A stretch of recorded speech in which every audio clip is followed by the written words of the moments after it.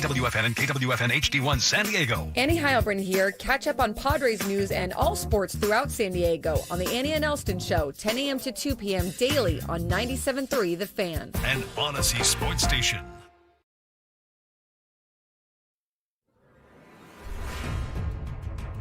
C.J. Abrams leads off for the Nationals in the bottom of the first inning. Left-hand batter takes outside. Ball one from Dylan Cease.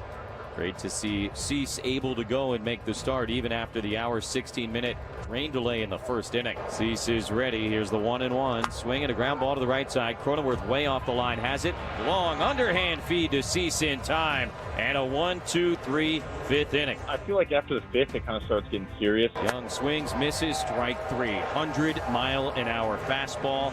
A 1-2-3 sixth with a couple of Ks. And we go to the seventh inning. Yepes swings, grounds it to the left side. Solano in the breadbasket has got it. Throw to first in time. 7 no-hit innings for Dylan Cease. 1-1. Now the pitch. Swung on, bounced up the middle. Right to Kim behind second base. Throw to first is in time.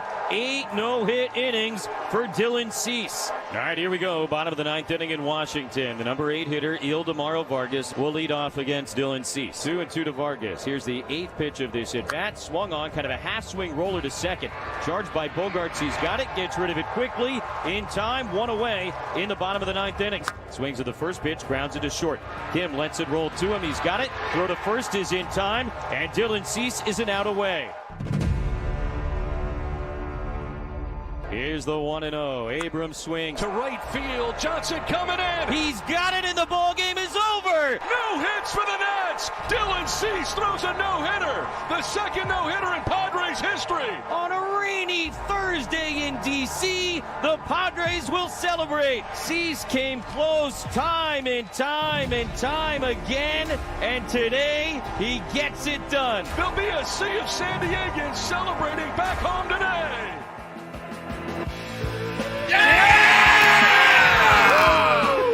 Paulie, that made me very, very titillated. Good morning, everybody. Well, that's one of the. This is one of the most feel-good Fridays we've had in a long, long time. Welcome in to Ben and Woods 97.3, The Fan. Great to be here with all of you guys, especially you two. Man, I'm excited to talk about this today, and excited to hear from you guys, and of course talk to the skipper, Mike Shildt, today, and see how he's feeling, man. That's got to be a really, really interesting scene for a manager. And we'll have all of that for you today. But what an afternoon for our beloved Dylan freaking Cease, man. I just can't wrap my head around what happened yesterday. So we'll get our heads right in here. I feel like everybody's head is already right today. I'm Woodsy. That's Paul Reindl, the executive producer. Great job on the open, Paulie. Good morning to you. Good morning. It's me, Paul. Hey, good morning. To my left, who actually looks pretty sexy. That's the first time I've ever seen one shred of facial hair on him. If you're listening, Me too. we have fake mustaches on right now. Yeah, we wore our Dylan Cease mustaches. All right. That's Ben Higgins, everybody. Good morning. Benjamin. Yeah, I had to wait, 52 years for the first Padres no-hitter. 3 is a nice, easy wait between no-hitters in years for your San Diego Padres. Pretty cool, man. I was thinking about it yesterday. I saw a lot of people tweeting about their kids going, "This son of a bitch." I was been a Padres fan for 30 years. Never got one. My kid's 7 and he's got 2. Bo's 6 and he's got 2. You want to know a cool moment? Was yesterday at the Padres camp that he was at. I was talking to one of the coaches after. And I walked up to Bo and I go, "Did you hear the news?" He goes, "What?" I go, "The news." He goes, "Oh." I go, "Dylan Cease." He goes, "Oh yeah, we watched it." He's so unaffected. So I talked to the coach. I go, "Did you guys show him?" He goes, "Oh, dude, watch this video." Probably 50 campers huddled around a phone. Dylan Cease gets the last out. Wow, the kids go throwing their hats in the air. I'm like, man, how cool is that, dude? So it was awesome. I'm glad. I hope you guys got a chance to see it. I did. We didn't all get a chance to see it live and as it was unfolding Can't believe it, in our man. nation's capital. Which one of us could have possibly missed a milestone San Diego Padres moment like that? I cannot believe that happened to me yesterday. I cannot believe it. I really, really can't believe it.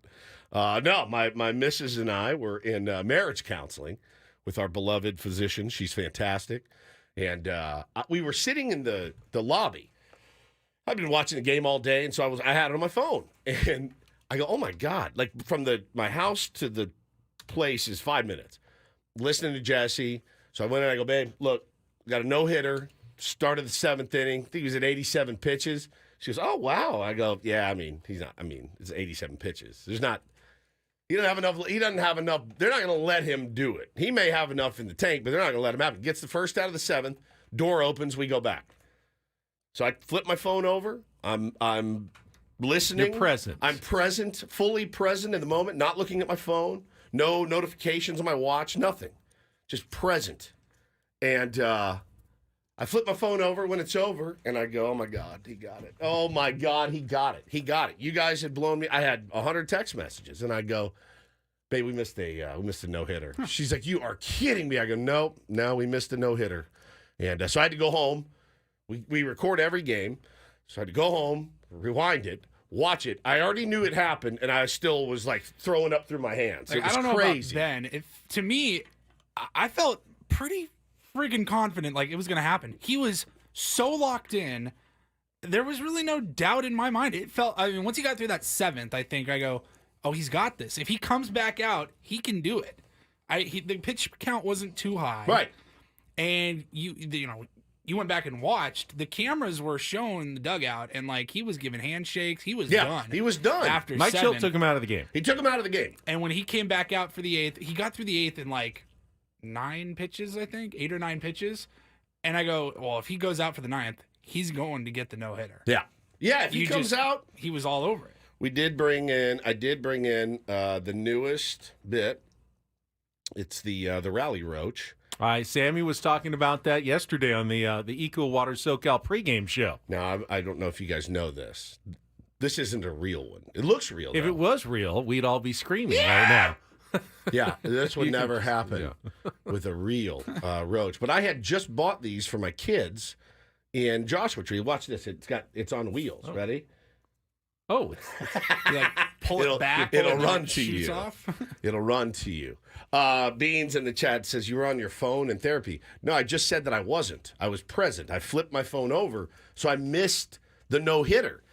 I told after it was over, we were walking out the door, and I go, oh, my God. I looked at her. I was like, Padres just threw a no-hitter. She's like, it's fantastic. I don't think she had any idea what I was talking about whatsoever. And we walked out, ran home, rewound it, watched it. It was, I'm really bummed I missed it live because there's nothing like that feeling. But I don't care. He got it, and that makes me feel great. I'm telling you guys. Again, I knew he had it. It was over. It was in the books. And I'm watching the first AB of that inning, of the 9th inning. And dude is fouling pitches off. I'm like, you got to take him out. Like you can't let him go 9 pitches, 10 pitches to this guy. What are we doing, Shildt? Even fully knowing he's got the no hitter. It was a total mind F for me yesterday watching that after the fact. Well, obviously, the part of this show that I'm looking forward to the most is the mindset of Mike Shildt when we talked to him at 9 a.m. And he explained a little bit of his thinking yesterday of the decision to take Dylan Cease out after 7 innings, and then the fairly long conversation that took place between himself and Cease and Ruben Niebla and Joe Musgrove just kind of chiming in. Jake and Joe were right there the whole time that they were having that conversation. And Joe just chimes in, stuff looks good. Stuff looks good, man. Like, are you sure you want to take him out, Skip? I think he might have what it takes today. And Mike Shildt, relenting and feeling still kind of ill about it, I would think, knowing in my heart, I know this is a risky decision that I am making to throw him back out there for so many pitches, but this is what my team wants. This is what my pitcher wants. And sometimes you have to just let your guys have that opportunity to go out there.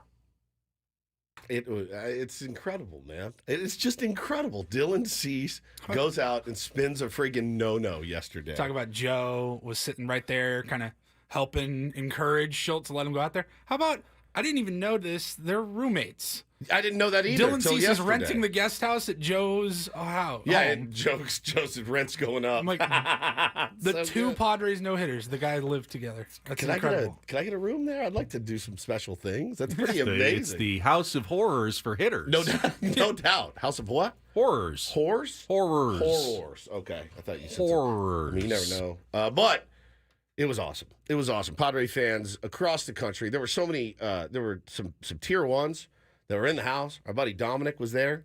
Got to watch a no-hitter yesterday. Pretty spectacular. You know, I was thinking about it too. I said, man, had this game been at home and I was at it, I probably would have been home watching it.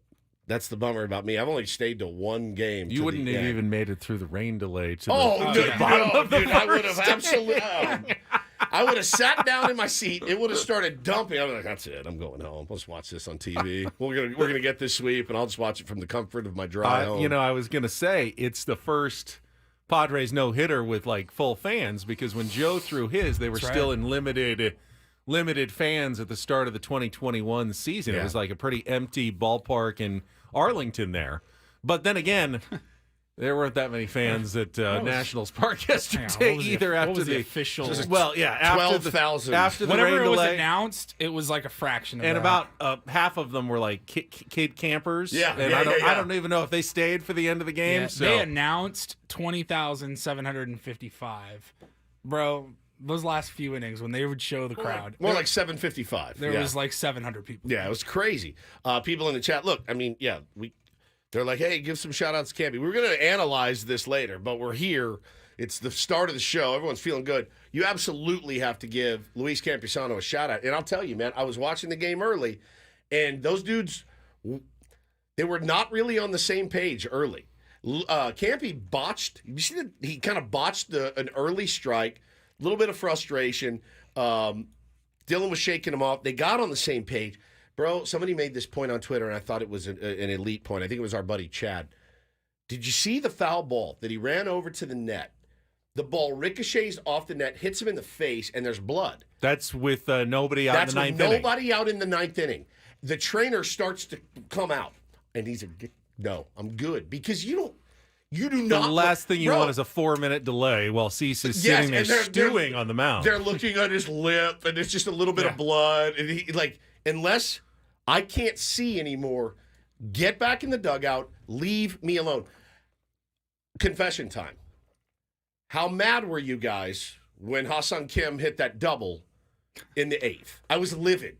I was, and then he went for second, and I thought, oh, he's trying to get thrown out. Yeah. In Ha-Seong Kim style to get the inning over with and get Dylan Cease back out on the you know mound. what? Let's just drop 5 straight bunts. It's just bing, bing, bing, bing, bing. Get out of this. Get to me the out bottom there. of the ninth. I was livid. It's the only time I've ever been livid at Ha-Seong Kim for getting a knock. Who he desperately needed it. But I was like, you son of a bitch. Now this guy's going to sit there and rot. More time to think. You just want to get him back on the mound. Campy, I thought it was such an unsung hero in that moment of like, we are not messing up this momentum.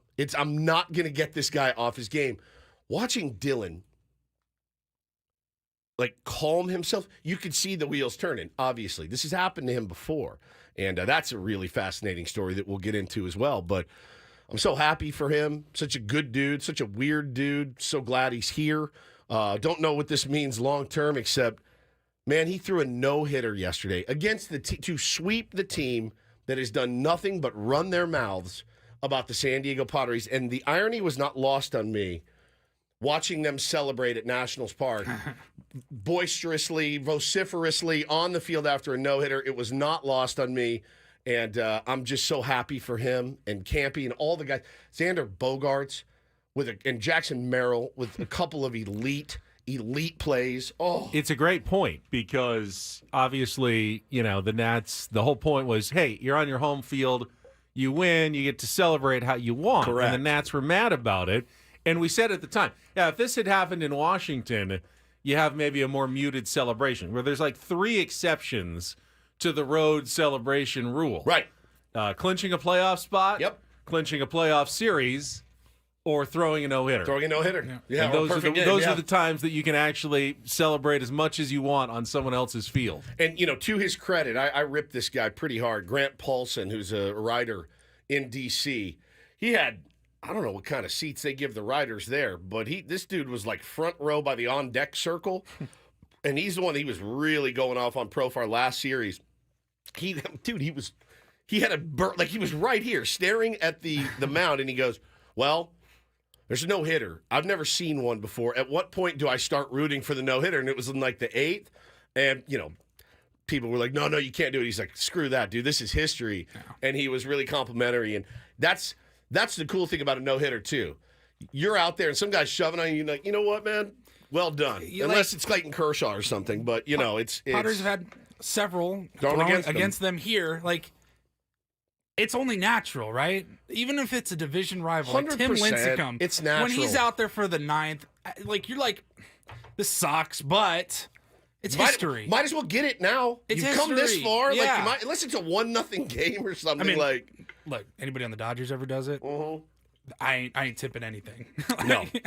I'm rooting so hard against it. But I feel like there is a point where you just kind of have to like take a step back and just go, this is pretty cool to be able to witness this. All right, Woods has already lost his cease stash. Yeah, Paulie is losing his cease stash. Well, mine is securely still between my my upper lip and nose. Because you have no hair. I know, I just ripped it right off. It hurt. Oh, did it hurt? I'll just leave it on all show. I'm good. It's not good. It's not going anywhere on this face. That's amazing. It's amazing. What a day yesterday. We'll come back and we'll set the menu. Obviously, we're going to break it down more moment by moment and get into some of the details of Dylan Cease's amazing performance yesterday. That is all coming up. Do not go anywhere. What a fun, festive Friday it is with Ben and Woods on San Diego's #1 station, the home of your San Diego Padres. 2-time no-hitting throwing San Diego Padres. 97.3 The Fan. Here's Trap with Kelly.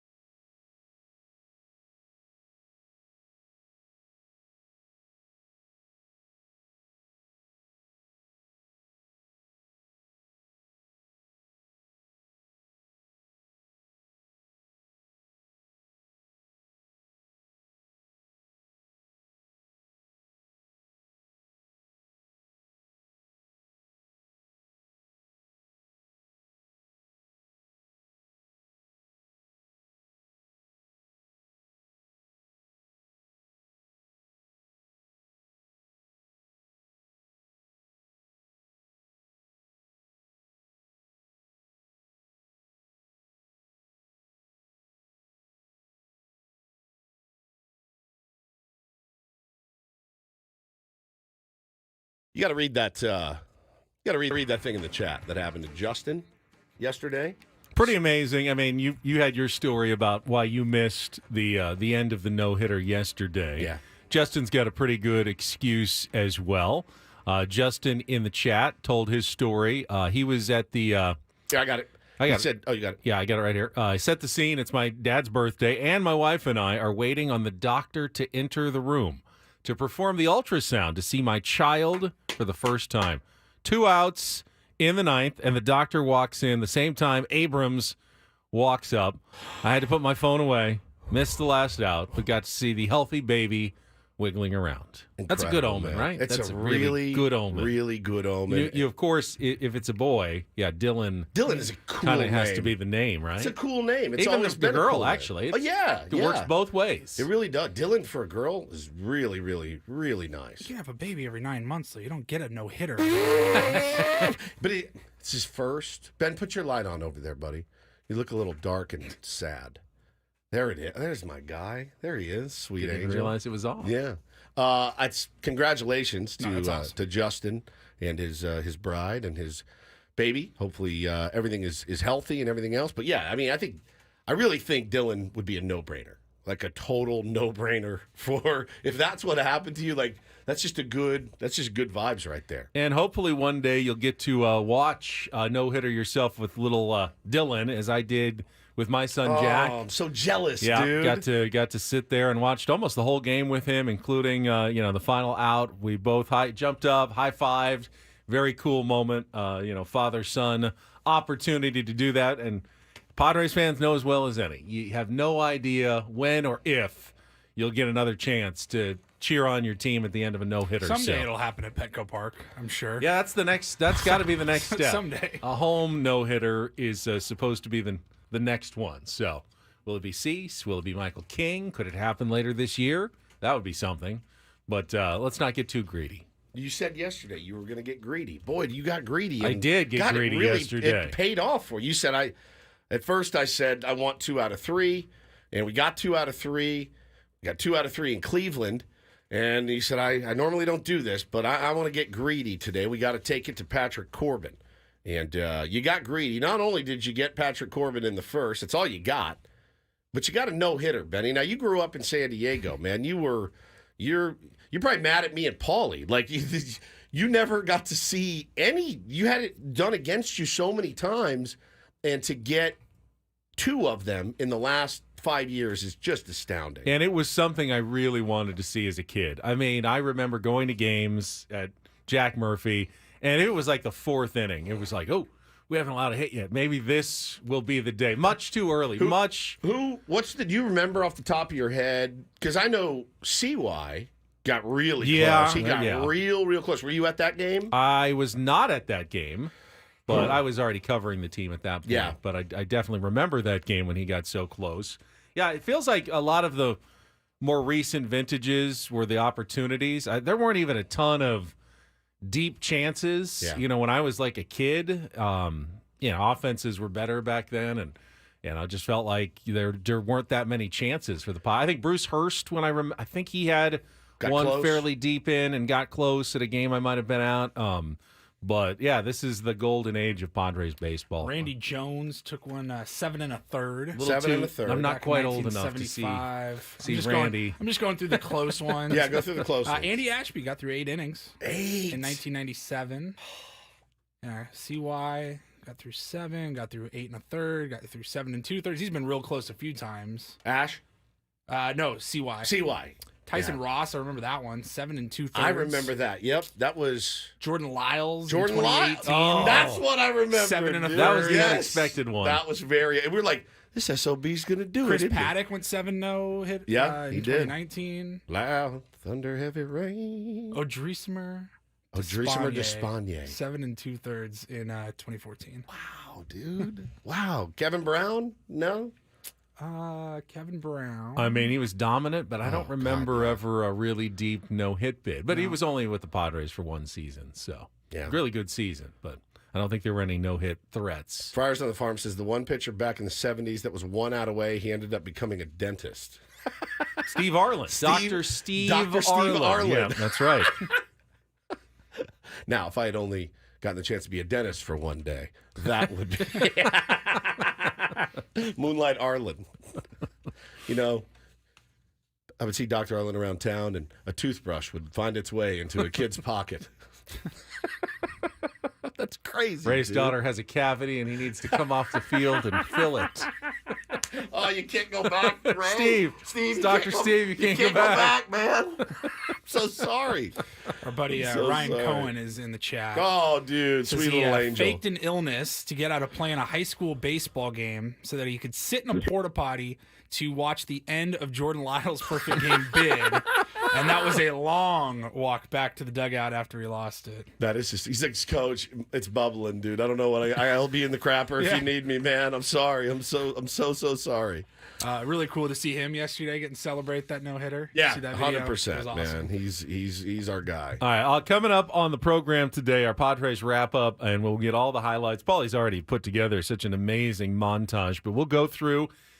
Every no-hitter obviously has a dominant pitching performance, and Cease's it was as dominant as any no-hitter you're going to see. There was barely any hard-hit balls, but there's always a little moment or two.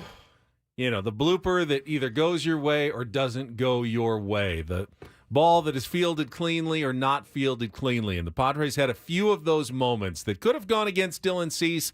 They did not. We will go through the game yesterday and how it all unfolded into the second no-hitter in Padres history. In our 7 o'clock hour, we'll have our normal features, including Take on Woods, chance to qualify for a trip to Las Vegas and our musical trivia challenge. And don't do this a little early for our Cespedes Family Barbecue Friday. Jake Mintz going to be with us at 7:35. I'm sure he's got some thoughts. Padres, of course, a big national story as well today. That is brought to you by Grand Ole Barbecue. And then in the second half of the show, we'll do a Reindl Report, and the manager, Mike Shildt, will join us from Baltimore, Maryland. Padres took a bus trip. It was such a cool video. Awesome. Of the team on the bus, watching the end of the no-hitter on the TVs on the bus, and celebrating again yesterday as they drove from Washington, D.C. to Baltimore for the final series of their 9-game road trip. Incredible video. I loved that. Him standing, we'll talk about it. We'll explain. We'll get to all of it coming up. Padres wrap-up is next. Don't go away. More Ben and Woods on a No-Hit Friday on San Diego's #1 sports station, 97.3 The Fan.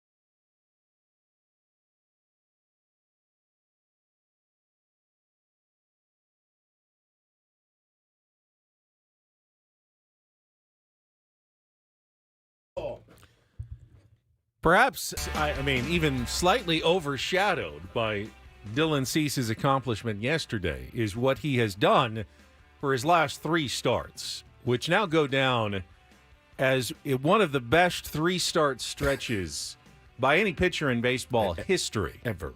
And David Schoenfield from ESPN kind of went through about 10 of the best 3-start stretches in history, including the one that Johnny Vandermeer had 2 no-hitters in his and a 3-hitter in his 3-start stretch. It's pretty good. There was a Randy Johnson, a Pedro Martinez, a Bob Gibson, and right there in the middle of it, based on like game score, is what Dylan Cease has done. 1 hit, 6 innings.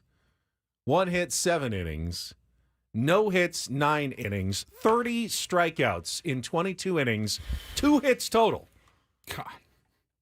That's just on a different plane of locked in. It's just a different level entirely of being locked in. And I know that I saw a little bit of consternation about, letting him go back out there. And I think, Dylan Cease, he's gone. What was the final total? 114? 114 pitches. So yes. he'd gone 105 and things like that. You're not talking 140 pitches here. I feel way, way comfortable. And he even said, he goes, yeah, man, like I had it in me. I knew I could do it. Yeah, and I need to go out and throw 105 in my next start just to, make sure. But, yeah, I give a lot of credit to, obviously, Dylan Cease, but I give a lot of credit to Mike Shildt. I give a lot of credit to Ruben Niebla. I give a lot of credit to Joe Musgrove for kind of doing it, letting him go out there. I mean, the personal accomplishment aside, our bullpen is ready and rested, and there's a decent chance they're going to be used like crazy this weekend in Baltimore. Adam Azier is going to be on the bump today, certainly, so hopefully he can give you a little bit of something, Benny, but you got a full and rested bullpen. You've got, he's really, he put the team on his back yesterday. Yeah, we'll go through some of the implications moving forward on, what that meant by letting Dylan Cease go out there for 114 pitches when Mike Shildt joins us at 9 o'clock this morning. But let's go through yesterday with a bit of a fine-tooth comb. We've got our Padres Wrap-Up coming up. We've got some alternate calls of the final out as well. It's all coming up after a check of traffic here on 97.3 The Fan. From the 97.3 The Fan Traffic Center, here's Kelly Danick. Good on our roads at this time, guys. Start to see the usual slowing in the usual spots. Yeah, we're looking at US 52 heading out of Santee, but at least no incidents or accidents getting in your way. Unless you've been under a rock, guys, today's the second day of Comic-Con. Going to be going on all weekend, so expect lots of foot traffic in the downtown area, East Village. Yeah, just be extra alert out there on the roads. I'm Kelly Danick with Ben & Wood, San Diego's #1 sports station, 97.3 The Fan. I love winning, man. I love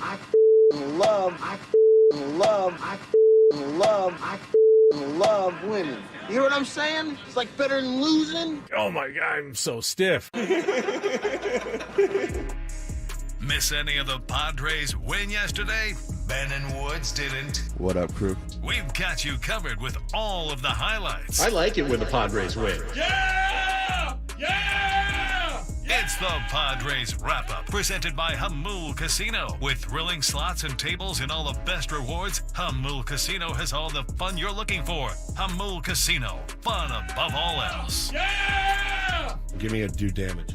Do damage! 3-2 again. Now pitch number 9 from Corbin. Kim swings, lines it into left field. That will drop down and a base hit. Solano has scored. Bogart's on his way. Now after a slip in left by Wood, Cronenworth will come in safely right ahead of the tag from Ruiz. 3-run score and worth the wait for Ha-Sung Kim. C.J. Abrams leads off for the Nationals in the bottom of the first inning. Left-hand batter takes outside. Ball 1 from Dylan Cease.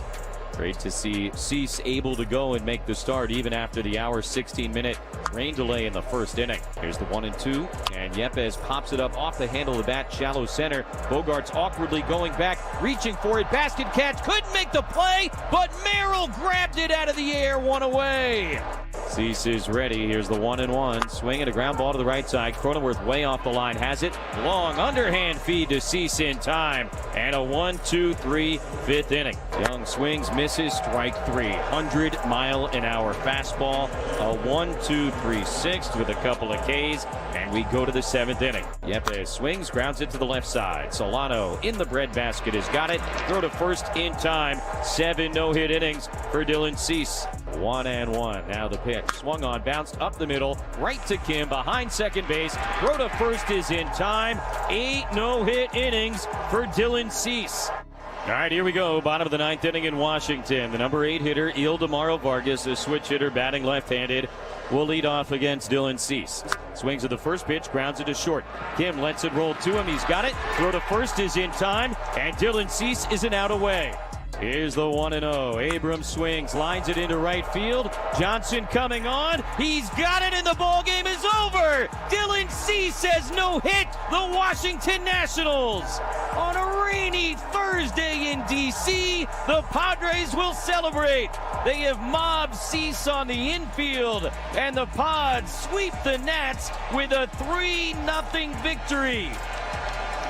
Cease came close time and time and time again, and today he gets it done.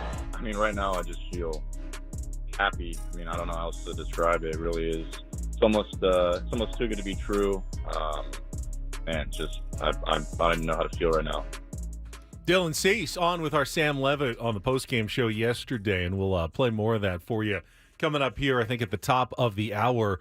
But, Woods, when you go back and listen to all the highlights again, you realize how unlikely and why a no-hitter is so incredibly unlikely. You can have Dylan Cease be as dominant as any pitcher, and he really was yesterday. But what could have gone differently that would have really taken away the chance at a no-hitter? First of all, a rain delay of 1 hour and 16 minutes. It goes on much longer than that, and Dylan Cease is already warmed up an hour and a half ago. You may need to scrap his start entirely. Yeah. And would have never known what special day was in store for Dylan Cease. He warmed up, but thank God he didn't have to pitch like the bottom half of the, throw 2 outs or something, and then they call the rain delay. Ugh. Yeah, and Patrick Corbin came back too and pitched pretty well after giving up the 3-run single/double to Ha-Seong Kim. He was hot. But if Dylan Cease had to do that, if the rain had come in the bottom of the first, in the middle of his inning, maybe he's just a little off when he comes back. You don't know about that. Then in the bottom of the first inning, and Dylan Cease said afterwards, wasn't really locked in for the first inning or two. It took him until about the third when he felt locked in. Walks Lane Thomas with 1 out. Thomas tries to steal second, and Luis Campusano, who throws out nobody at second base, uncorks a rocket to second base. I was like floored. I'm going, wait, is Higashioka back there? Is that Campy who just unleashed that throw and got him by just the scantest of margins? And think about it, the fact that he went to 114 pitches. How many more pitches does he have to throw to get out of that inning? Even if he does get out of that inning, not giving up another hit, that's another batter faced.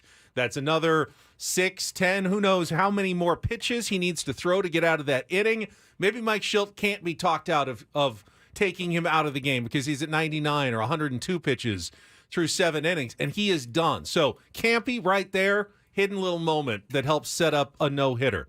Obviously, as you go through, he's looking good, he's sharp, he's dialed in. You get to the 5th inning, and there's the little bloop by Juan Yepes to center field that Xander Bogaerts goes back on, gets a glove on, not going to catch it. It's going to fall in. It's going to be a single.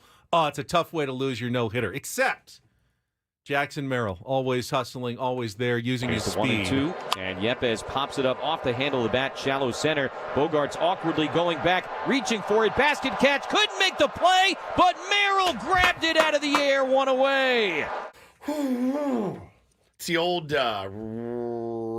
Bob Boone, Pete Rose catch. Remember that one? Off to the side, hits Boone in the glove. Pete Rose is right there to make the catch. I think it was in the World Series also. Pretty nuts. This helping preserve a no-hitter. Pretty incredible. Jeter makes a point. That would have been an error. No. He had to It go went in the glove. It was a tough play. It was a, you know what the It was literally in the glove, though. It didn't go off the side of the glove. Yeah, it was a pop fly. But going It was a back, pop fly that went in the glove. Running back, and Bryce Miller wrote about this in the UT. The odds of making that play, according to Statcast, 5%. Oh wow, I had no idea. Maybe you're right. 5% chance of making that play. That is hard by to Xander believe. Bogaerts, according to the Statcast projection. So that's 95% of the time the no hitter is done right there. Yeah, I got a double play in there to kind of he didn't because of the ability to get to that ball. Yeah, it was in. It was Okay, in. but he did get to the ball though, and was there, and it hit him in the palm of his glove. Now on Sundays, I'm giving Paulie a hit if that happens, but that's Sunday league. It hit the webbing of the glove and then popped out. I mean, I don't care. He made the play at the end of the day, but holy crap. The X was running hard. He was running hard, but he was kind of sideways, kind of backpedal. What the scorers are supposed to do is that if a play takes more than just ordinary effort to make, that's fair. Okay. It's supposed to be a hit. And that was well beyond ordinary effort by Xander Bogaerts to make that play. The good news is this. That's the national scoring, right? Mm-hmm. So the good news is we don't have to sit in here and debate this morning. They should overturn that. It would have been a no-hit. Can you imagine? Oh, the worst, right? I think the other one, and we'll get to it in a second, is the one in the 8th inning, which would have been a real interesting call for the scorer on Xander Bogaerts. But you come to the 7th inning, and obviously Dylan Cease walks off the mound after 94 pitches, and Mike Shildt is waiting for him at the bottom of the stairs in the Padres dugout. Hand extended. It's like you did your job. Great job. Good job. You're done for the game. And you could see Dylan Cease kind of has that look like, I don't know. I got more in me. But I can imagine that trying to talk Mike Shildt out of anything is not easy. And he's wondering, all right, how am I going to go about this? And he says to Shildt, according to what he said after the game, hey, I feel good. I feel good. I could go back out there, and Shildt, listens to him. Ruben Niebla walks up. Joe Musgrove and Jake kind of join in on the conversation, and they're standing there, and they're talking. Adrian Morejon's already up, hot, ready to go to come in to the game in the 8th inning. But they talk, and eventually breaks up, and somewhere in there, Joe goes, stuff looks good. And Mike Shildt, for just the second time, he said, in his managerial career, gets talked out of taking a pitcher out of the game. Do we know the first? Adam Wainwright. They asked him. He goes, Wainwright? Yeah. Wainwright. He goes, how'd that work out? He goes, pretty good. Pretty good. Got the no-no? It wasn't a no-no. It was just a good outing. I think he wanted to go back for the 9th for a complete game, nice. and he got it. And Mike Shildt said, I was taking him out, and he wasn't having any of it, and I relented. But he also said, it's tough because I'm the manager. I've got to be the grown-up in the room sometimes, and I got to look at the long picture. I got to look at the rest of the season. We are leaning on Dylan Cease heavily 100% for innings, and I can't be chasing individual milestones at the expense of the team perhaps later in the season. But he said we're going to have an extra off day for him. He's not going to pitch until Wednesday, I believe, against the Dodgers at Petco Park. Yes. And Dylan said, hey, why don't we try the 8th? If I get through it quickly, maybe we get the 9th. We'll still play it by ear. And then when he got through the 8th and, like nine pitches, whatever it was, then it was pretty obvious. Okay, at that point, you got to give him a chance to finish it out. Different circumstances, different points in the year. But do you think it was a tougher decision? What do we have, 55, 56 games left? Yeah. I mean, playoff hunt is in full effect right now. Yes. Tougher decision for Mike Shildt to let Cease go for that, knowing we need him over these last 7-8 weeks, or Jace Tingler letting Joe Musgrove. And I think his pitch count was higher. I don't remember exactly what it was. I want to say they were the same, but it was like his second start of the year. I think Joe threw 112. But yeah, it was I think third start, April 14th or something. Like April 9th, I think it was. Well, it was early in the year, so yeah, second or third start. And yeah, I'm sure that was a tough decision. I think for Jace, as a younger manager, you're going to probably be more deferential to the players, whatever they want. Just, hey, whatever you want, guys. Yeah. But you're like, good. Joe, it's the third start of the year, bro. We can't have you go out there throwing 130 pitches. And Shildt said, he was not going like 120, 125, 130. That's why even that if first, it, I mean, that first at bat of the night might have ended it if it had gone on a few more pitches. It just killed me. So he goes back out, gets through the 7th. Then there's the play in the 8th with Xander Bogaerts, and we'll probably have to delay some of the other final calls. Just we'll get to them though. And he makes a great diving stop. God. But then bobbles the ball on the throw over to first, catches it in his glove, recovers, and quickly gets it to first to get Keibert Ruiz just by a hair. Could be any other Nationals hitter other than the below average replacement level player Keibert Ruiz, and you don't make now that. Again, as I said, if you go beyond ordinary effort, that's usually ruled a hit. And he had to dive to make the play. So if Keibert gets there, it's probably going to be a hit. However, he had made the tough part of the play already. Yeah. At that point, it's routine. It's just transfer. Get up, transfer, and throw. It's a routine baseball act where he would have committed the error. So there was probably a little gray area there, but likely that would have been a hit had Keibert Ruiz got to first base. Didn't. No hitter is intact, and obviously get to the 9th inning, and the rest is history there for Dylan Cease. Now, Anthony in the chat, little old school take, says you never take a pitcher out with a no-hitter in play regardless of pitch count. Anthony? Not anymore, man. Yes. It's different now. If this was Ben and Woods in 1978, I would say, Anthony, you're absolutely right, and Sparky Anderson should be dragged through the streets. It's different now. You know that. You know it's different It's not just different now. If that was Michael King, no chance he goes back out. Zero chance. Zero. He is done after 7. There's no talking Mike Shildt out of it. He is done. Dylan Cease, veteran, slightly different story. Has thrown a lot of innings in his career. Yeah, man, it is absolutely player dependent. It's player dependent. Now, if the Padres are the White Sox and we're 50 games below 500, have a ball. I'll let every guy go out there and just, hey, you want to go see G today? Have a ball, man. Right? You're not protecting these guys from anything. We need those bullets, man. We really, really do. Dylan Cease is potentially your game 1 starter if you can find a way to make the playoffs. So, yeah, man. I know it's different now, but Mike Shildt had to be going through it in the dugout. We'll talk to him at 9 a.m. and ask him just how bad it was. All right, coming up, we will hear from Dylan Cease. We'll play Take on Woods. We still have all of the other alternate calls, the Nationals, Spanish, even Korean for you coming up of the no-hitter. You don't want to miss a second of today's program. Ben and Woods continuing next here on San Diego's #1 sports station, 97.3 The Fan.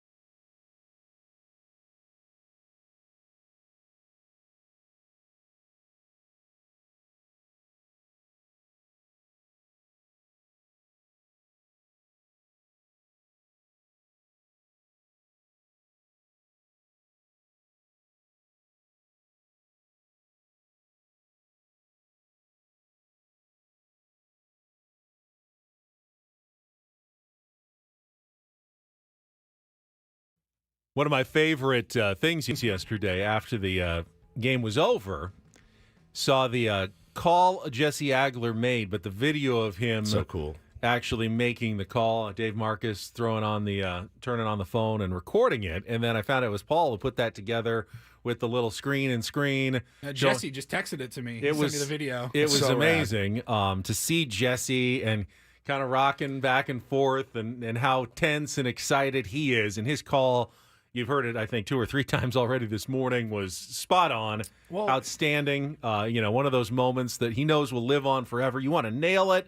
And I think Jesse nailed it perfectly in his call. So we talked earlier, I mentioned like Lincecum. Remember, you get a chance to see a no-hitter, even if it's thrown against you. He threw 2 in 2 years against the Padres, right? Or 2 in 1 year, calendar year. But the Padres hadn't had one thrown against them in a while.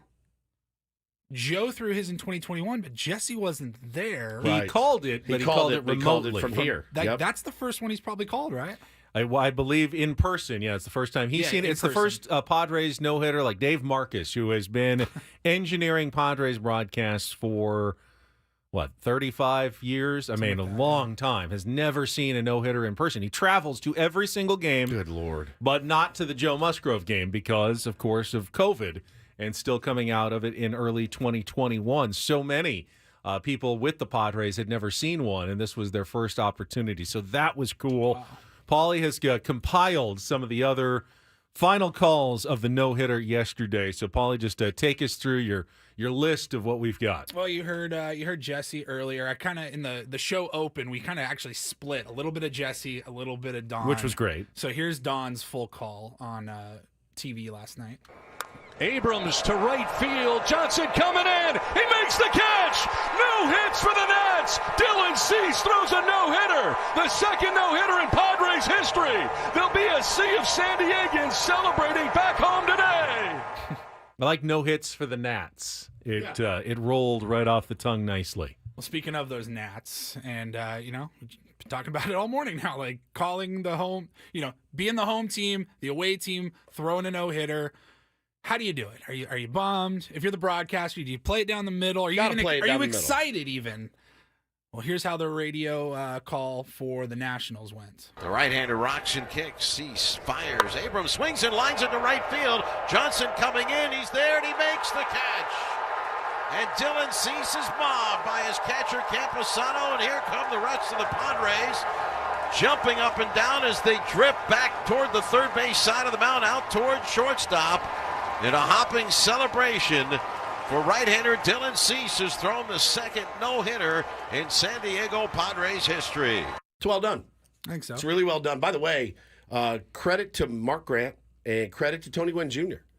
for letting Don and Jesse have that moment, right? I mean, it is your natural inclination to do something. You'd have to ball gag me, Ben. You'd have to take me out of the room. Get Woods out of here because he's going to step all over my call, screaming or doing something, right? I mean, it would be so hard. It had to be a tough moment for the Nationals. It was a good call. They came into that series with a little hope. I think they were 4.5 back in the wild card, thinking, hey, if we have a good series here, maybe we buy at the trade deadline. Maybe we have a chance to make the playoffs. They're now 7 out. They're behind everybody. They're done. Padres. They're shipping off Jesse Winker, Lane Thomas, a bunch of guys. Their closer.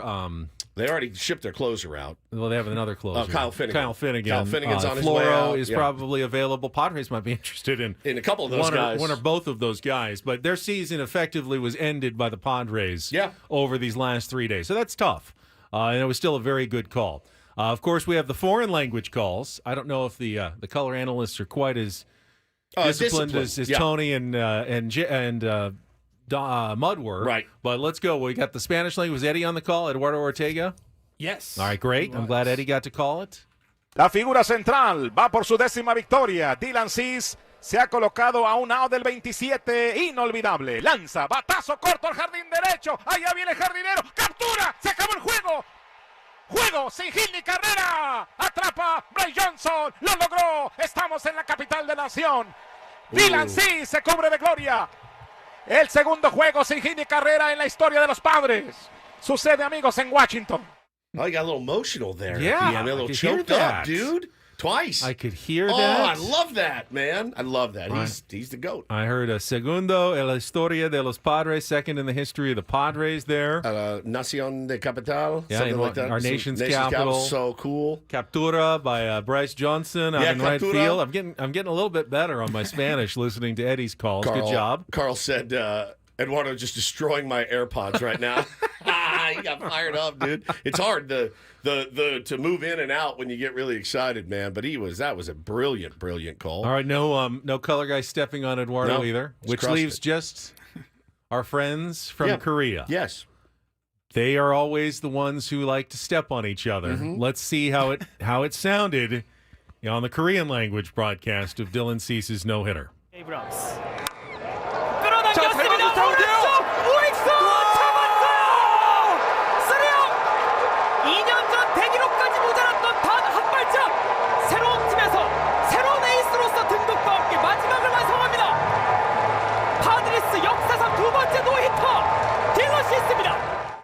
Rough start, but a good finish. Rough start. After the guy had his, 3 seconds or so. Did he give him back off, dude? I'm calling a no-hitter. He might have given him the hand. It was 4.3 seconds.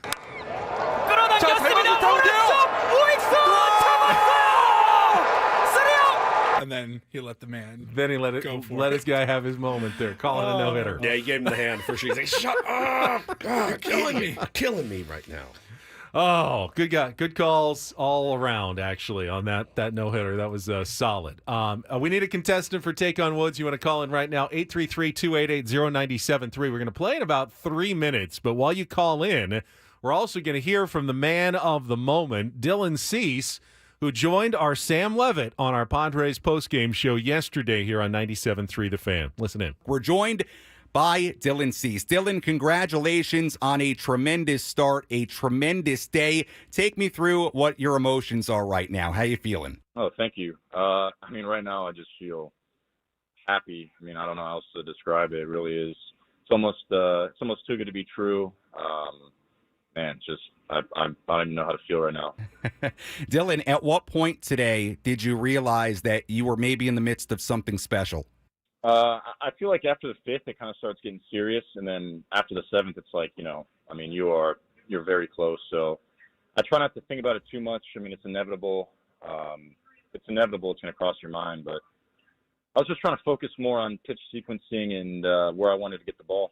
Dylan, did you feel that intensity heighten as you got into the 8th inning? Your pitch count after 7 was at 94. It was at 103 pitches after 8. Did you feel things getting a little bit more tense? Were you concerned about the pitch count at all? Yeah, it was a little concerning. I after that 7th, I think I was at 94, 95, and I kind of just had mapped out in my mind, like if I finish the 8th with like 105, then that should buy me, an inning's worth of pitches. So that was kind of what was on my mind.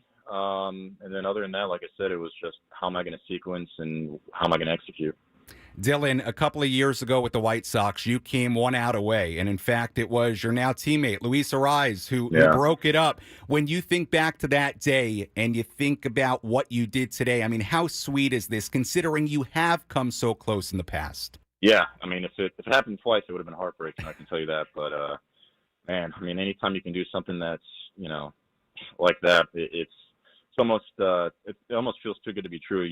So much has to go right. Look at those multiple defensive plays today that went our way. I couldn't be more thrilled. Yeah, you mentioned the defense. There was the catch in center by Merrill on the deflection off Bogart's mitt. Xander made a great play later in the game. There was a double play from Solano to Kim that was not easy whatsoever. What'd you think about the way your defense helped you through this no-hitter? Man, they were rock solid. I wouldn't have thrown it without them. Merrill being behind Bogey right there and making that play, and Bogey making that kind of double clutch sliding play on Ruiz. It's just so much has to go right, and I'm sure when I look back at this, it's going to be even more amazing. Dylan, that moment in the bottom half of the ninth inning, 2 outs, you're facing the Nationals leadoff man, C.J. Abrams, line drive to right. Johnson catches it. You leap up in the air. Your teammates swarm you, celebrate with you. Take me through your emotions, your feelings. What was that moment like to finally do it? Man, I don't even know.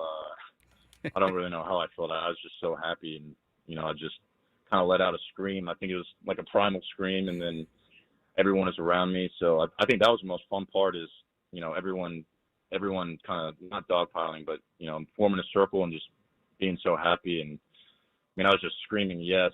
I think I screamed yes like 50 times. And, man, that's something I'll be able to relive in my mind for the rest of my life. Well, Dylan, screaming yes for good reason. What a performance here today. You've been so good as of late, and you were quite literally unhittable in this one here today. Dylan, again, congratulations on your first career no-hitter, and we'll see you back here in San Diego. Thanks so much for calling in. Appreciate it. Yeah, thank you.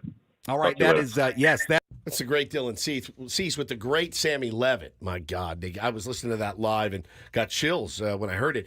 Pretty cool moment after as they're riding on the bus to Baltimore. And Joe Musgrove, who had the Instagram live going, it's on MLB Network, and they're replaying the last inning. Dylan standing in the middle of the aisle, rewatching it. He's standing, everyone else is sitting. And they're like, yeah, and they're screaming, and he's jumping up and down like a little kid, man. Probably watching it for the first time. Yeah. And, when you watch it on TV, it looks like Abrams probably gets a line drive single there. It can't have been the only one who thought that. No, he looked really hitterish. And the Padres posted an angle from the dugout of that final play. Yeah. And Cease, at first, the ball off the bat, he kind of does the crouch, like, oh, crap. And then he saw that Johnson was right there tracking it. He puts the arms up. My He knew it was over. My favorite part, though, was the guys in the back of the bus when they showed the stats from the end of the game. I think he had 9 punch-outs. And somebody pipes up from the back. I think I know who it is, but I don't want to spread false information. You couldn't get 10 punchies? And I'm like... This is Manny Machado. And I'm dying because it's such a baseball player thing to say.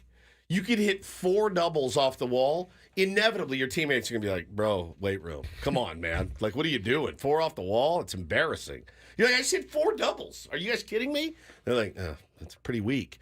That's baseball in a nutshell. So they were riding him a little bit. And he's like, I know. It was a really cool, special moment. Obviously, Dylan Cease probably a little overwhelmed by everything. A great interview by Sammy, but he'll have some time to digest and reflect, and he's going to be on with Gwynn and Chris this afternoon on Friar Friday as well, live this afternoon from Baltimore. So you'll get maybe a little more perspective, thinking back, maybe some of the stuff that he missed when he joins Gwynn and Chris today on the program. So make sure you tune in for Friar Friday. I think they're only doing an hour. 3:05 is the pregame show, so 2 to 3, somewhere in there. In that 2 o'clock you'll hour. probably hear from Dylan Cease. All right, let's get to it. It is time to play a little Take on Woods.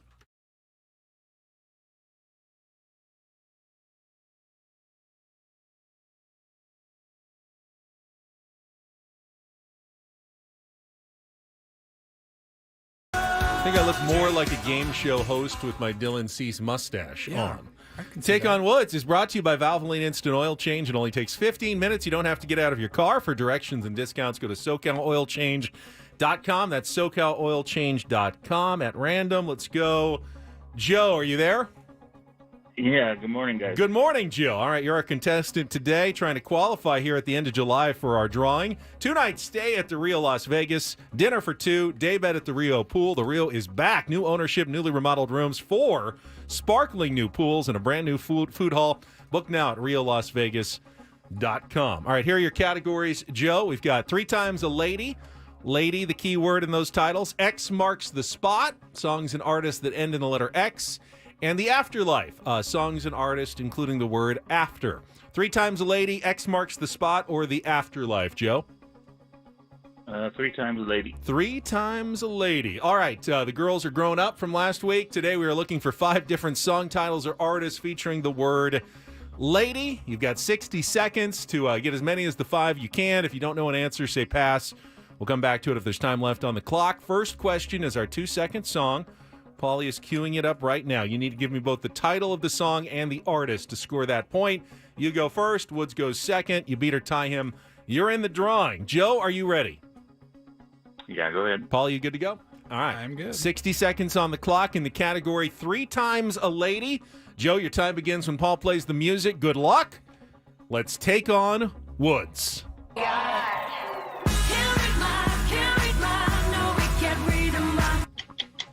Lady Marmalade, Christina Aguilera. Incorrect. Written for his wife Diane, which 1986 song became a worldwide hit for the then little-known artist Chris de Burgh. Lady in Red. Correct. Friday Night arrives without a suitcase, for which Beatles title character with children at your feet. Lady Madonna. Correct. Which country group known for hits including Need You Now changed its name in 2020 to drop a potential association with pre-Civil War slavery? Pass. Which 1970 debut single became the biggest hit for progressive rock band Sugarloaf? Green-Eyed Lady. Correct. Which country group known for hits including Need You Now changed its name in 2020 to drop a potential association with pre-Civil War slavery? Lady Antebellum. That is correct. You got 4, but you did not get the 2-second song. That was Poker Face by Lady Gaga. 4 might be good enough, though, in this category. Let's bring Woods in. It's going to be a good one. Got Lady in Red, Chris de Burgh, Lady Madonna, Lady A, Green-Eyed Lady. All right, Woodsy is back. He did not hear any of that. Does not get the category. Joe's score is locked in. 60 seconds back on the clock. Be careful on all of these. Your time begins when Paul plays the music. Good luck, Woods. Let's take on Joe. That's Poker Face by Lady Gaga. Correct. Written for his wife Diane, which 1986 song became a worldwide hit for the then little-known artist Chris de Burgh. Lady in Red. Correct. Friday Night arrives without a suitcase, for which Beatles title character with children at your feet. Lady Madonna. Correct. Which country group known for hits including Need You Now? Lady Antebellum. Correct. Which 1970 debut single became the biggest hit for progressive rock band Sugarloaf? Lady Taint. Oh, you needed that one. I didn't get it. I don't know it. That's a 4-4 tie. And Joe, congratulations. You have qualified for the drawing for Las Vegas. Green-Eyed Lady is what that one's called. Oh, I think that sounds terrible. I think if it's the one I'm thinking of. Green-Eyed Lady. Yep, that's the one. That's the one. All right. That is the one. All right. Joe, stay on the line. Paulie will get your information during the break as we get ready for a little Don't Do This. I watched the Pete Rose documentary yesterday, and you guys should watch it. It's a really good documentary. I'm definitely watching it this weekend. But there is one part in it that made me audibly gasp, and I have the audio and for it involves someone I played golf with earlier this year. Which is insane. Oh, my God. Which is insane. I forgot all about that. Insane. You're just going to have to get the whole story when we come back after traffic here on 97.3 The Fan.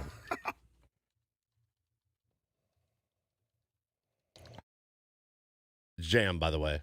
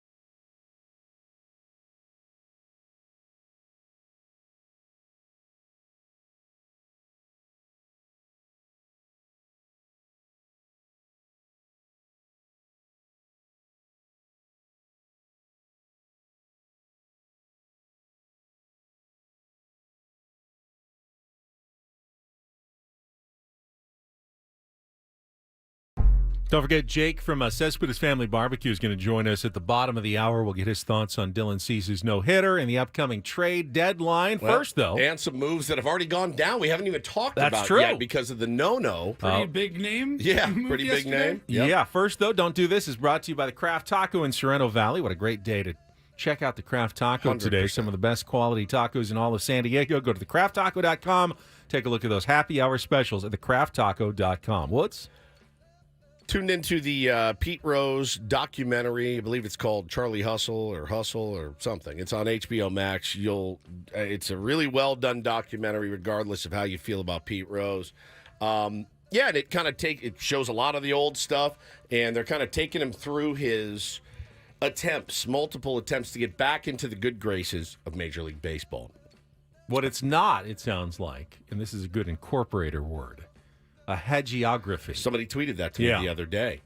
Yeah, which is like a make it seem like he's a saint. He's perfect. Right. It's not just all the good stuff and none of the bad stuff. They could have tried to do it, but if they wanted to do it, they would have had to mute his mic entirely for the entire 4 parts. You couldn't have had 4 words from him because every time you see him, he's digging himself into another hole. So, longtime Reds broadcaster Marty Brennaman, a legend, walks in. Pete's sitting in a chair.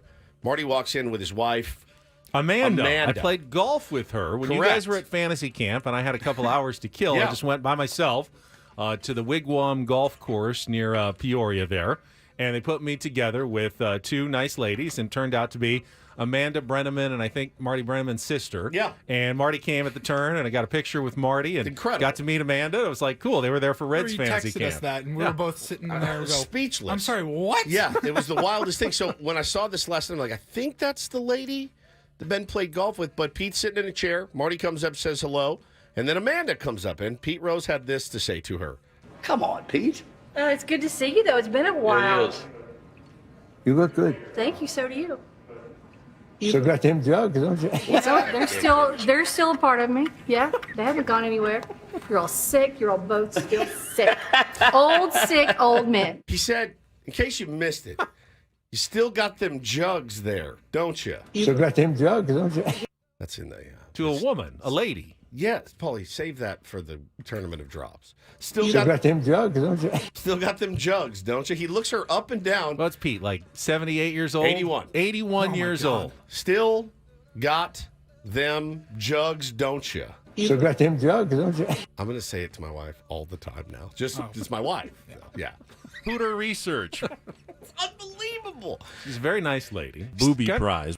She's kind of a spitfire, so she handled it well. Yeah. I mean, what are you supposed to say to that to Pete Rose? Now, you played golf with her. Yeah. Do you have any comments? Do you have any Ben? comments? Anything to say? Anything to add? She had very, very nice golf swing. She did. Yeah. She's a good player. Yeah, she had a good swing. Still got them jugs there, don't you?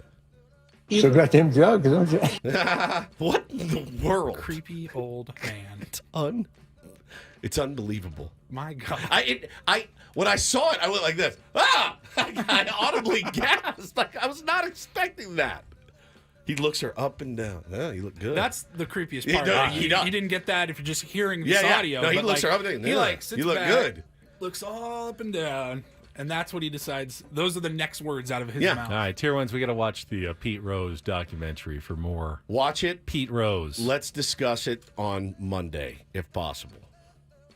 All right, this is an update from a Don't Do This story from earlier this week at the Paris Games. Remember the Canadian soccer staffer for the women's team who got caught flying a drone over the New Zealand practice, their opponent, probably trying to steal information to get ready for the game? Well, as it turns out, so the head coach said, I'm going to do the right thing. I'm going to sit out this first game just as kind of self-punishment for what my staffer did. Well, the Canadian Olympic Committee says new information shows that the coach, Bev Priestman, likely aware of everything that was going on, and they have fired her and sent her home from the Olympics. And not only that, but as more information comes out, it sounds like Canada's been doing this for a while. Oh, boy. And that everybody's been aware of this. And, maybe even all the way back to when they won the gold medal 4 years ago or 3 years ago in Tokyo. Oh, boy. Which is bad enough, but it kind of connects to some of the other cheating scandals in sports, there's always supposed to be the fall guy. Hey, you're the non-accredited staffer. If anything goes wrong, we just blame the rogue staffer who's not really connected with the team, Michigan football. Right. Who was that guy's name? Connor Stallions. Connor Stallions. Yeah. No. This was just the one guy. He was doing this on his own. We had no knowledge of what was going on. Well, here, turns out, you did have knowledge. You all had knowledge. You knew exactly what was going on. You were just trying to insulate yourself a little bit from the crime. And you got caught, and you got fired. Crazy, man. The Olympics have been, somebody pointed out, it's been pretty messy so far in the Olympics. Opening ceremonies today, 10:30 this morning, I believe, if I'm not mistaken. And I will do, this is like a combo, don't and do this. DD mega do. The don't do this goes to Mason Miller, who is an all-world closer for the Oakland Athletics, soon to be the Sacramento Athletics, and he broke his also a huge trade ship right now. Broke his pinky finger on his glove hand. And comebacker? Nope. He came in the training room and he punched the training tables are padded. Yeah. Paulie and I spent a lot of time like on a doctor's office. Out at fantasy camp. He punched it and ended up hitting it in the wrong spot, as it were, and broke his pinky on his glove, and he can't squeeze his glove. Why did he punch it? So it was after a win. So this is an interesting part. My due to this goes to one of my favorite man crushes in baseball. It's Mark Kotsay, who is such a refreshing. Now he's in an organization that they've literally turned their comments off on social media. You can't comment on they'll post, hey, we won 5-1. You can't comment on it. Mark Kotsay is about as straight a shooter as you can get. Listen to his explanation when they're talking about this. So just getting some clarity on Mason's injury. What exactly happened? How long are you expecting him to be out for? Yeah, I know there's some speculation, and the original statement that was put out is pretty accurate. I believe maybe Mason's agent may have, thought differently and made a statement of his own. But, how we do things here in this organization, we tell the truth. Not everybody. And the truth is, Mason post-game, Monday night after being, done with his pitching, came in. The training room was going through his recovery, was reminded that he had a post-game lift to get in. Out of a little bit of frustration, he just kind of pounded his fist down on a padded training table, which, out of emotion. We've all been there, done it, and unfortunately it resulted in a fracture in his non-pitching hand in his left hand, in or around where his pinky area is, which, unfortunately, he's not able to squeeze his glove and has gotten himself put on the IL. Timetable for this? That's pretty much the end of it. But him talking about the agent, no. This is what happened. I've never seen that from a sports franchise. That's radical honesty. It really is radical honesty. Like, for him to say, his agent put our report, that's not accurate. But to also, in a way, he embarrassed Mason Miller by saying, bro, you had extra work to do. You didn't do it, and you punched it. It's like my 6-year-old. You're frustrated by having to go do extra work. Post-game lift. And you injured yourself in the process. Yeah. They didn't have to say that. They did not. He could have said, he got injured in an unfortunate non-baseball accident in the clubhouse, and he's going to be out for a couple of weeks. But no, Mark Kotsay went with radical honesty. Yeah. Wow. Let's don't and do this for a Friday.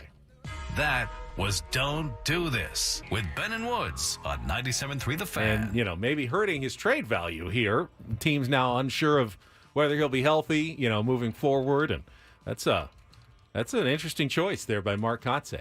Honesty is the best policy, they say, Woods. I love him. I love him. Apparently, Mark believes that 100%. All right, when we come back, Jake from Cess with his family barbecue on the trades that have gone down, will go down, and his thoughts on the Dylan Cease no-hitter, all next with Ben and Woods on San Diego's #1 sports station, 97.3 The Fan.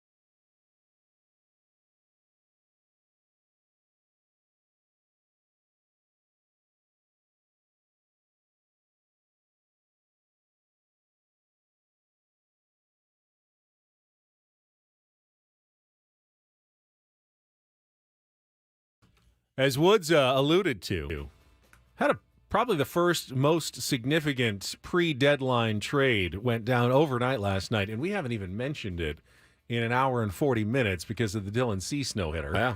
But we will talk about it with Jake from Cespedes Family Barbecue, going to join us a few minutes early. He will be on right after traffic on a grand old Friday right here on 97.3 The Fan. There goes From the the no-hitter. 97.3 The Fan Traffic Center, here's Kelly Danick. Traffic is sponsored by Viejas Casino and Resort. Got a rollover crash on northbound 5 before Gilman's. Got the fast lane blocked. Also traveling on southbound 163 through the Washington Street off-ramp. We have reports of a stalled van. Cordell traffic cam shows a solo vehicle crash eastbound 8 before Los Cochas. That's in the Senator Divide. Viejas Casino and Resort is home to the best players club in My Viejas. Start earning points toward incredible rewards like free gifts, concert tickets, hotel stays, dining discounts, and more. It's time to ditch the other guys and join the best of My Viejas Players Club, Viejas Casino and Resort. I'm Kelly Danick with Ben and Wood, San Diego's #1 sports station, 97.3 The Fan. And we are joined right now, Jake Mintz from Cespedes Family Barbecue and Yahoo Sports. It is brought to you by our friends at Grand Ole Barbecue. As you can tell, Jake, we were having a grand old time this morning after the second no-hitter in Padres history. Start with your thoughts on what Dylan Cease did yesterday in Washington. What was it like the second time, guys? Because I know for your fan base, the no-hitter not having it was so built up. It was such a thing for you guys. It was. Was the second time as joyful as the first? It wasn't as cathartic. It was certainly as fun and exciting, but it didn't have that giant, the elephant in the room that has been sitting around for 50 years element to it. But it was pretty awesome. Because it was also great that it was Cease, because sometimes you get these no-hitters and it's like, Schmendrick McGee carves through the Diamondbacks, and then the guy's he's in Korea in 2 years, right? This is the best pitcher on the baseball team making it through a whole start with not allowing a hit. Yes, good, awesome. You're allowed to feel kind of this unencumbered sense of joy for him. The fact that he is very close with Joe and lives in Joe's guest house, I'm so happy for you guys. What a delight. You're the 7th person I thought of, but you weren't the 25th. And I think that's important. I think one of our fears before the first one was that it was going to be a combined no-hitter.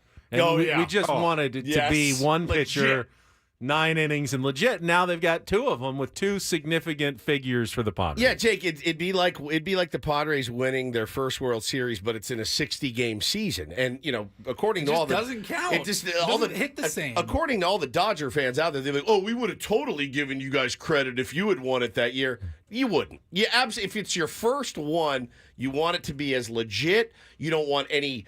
Oh, that was a questionable error handed out. There was none of that. It was just straight up. This reminds me of my first kiss that I had when I was in the 7th grade.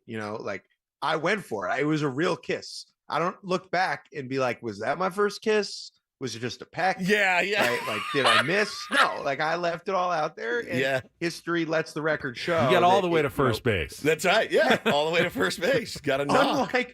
Unlike the Nats yesterday. Booyah. Yeah, brilliant, man. Well, listen, I went to bed last night. I woke up. First thing I do, I checked my phone. I went, oh, God, Randy Arozarena's traded. Now, the fun part about the trade deadline is not only, hey, what's my team going to do? It's also, please don't let other teams that I loathe get players that they want. And Arozarena connected to the Dodgers, obviously, Jake. And I thought it was a foregone conclusion. No, wake up. He's going to Seattle. Seattle got a decent return. I mean, I know Randy's having a down year, but I thought, oh, my God, no team needs it more than the Seattle Mariners. Oh.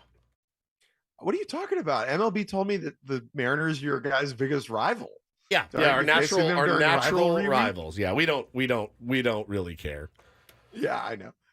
Randy to the Mariners makes just such an enormous amount of sense because this is a team who really needed a player like that. Their offense was just so sluggish and abysmal and punchless and frankly sad. Yeah, watching the Mariners offense was tough. A chore. It was an endeavor.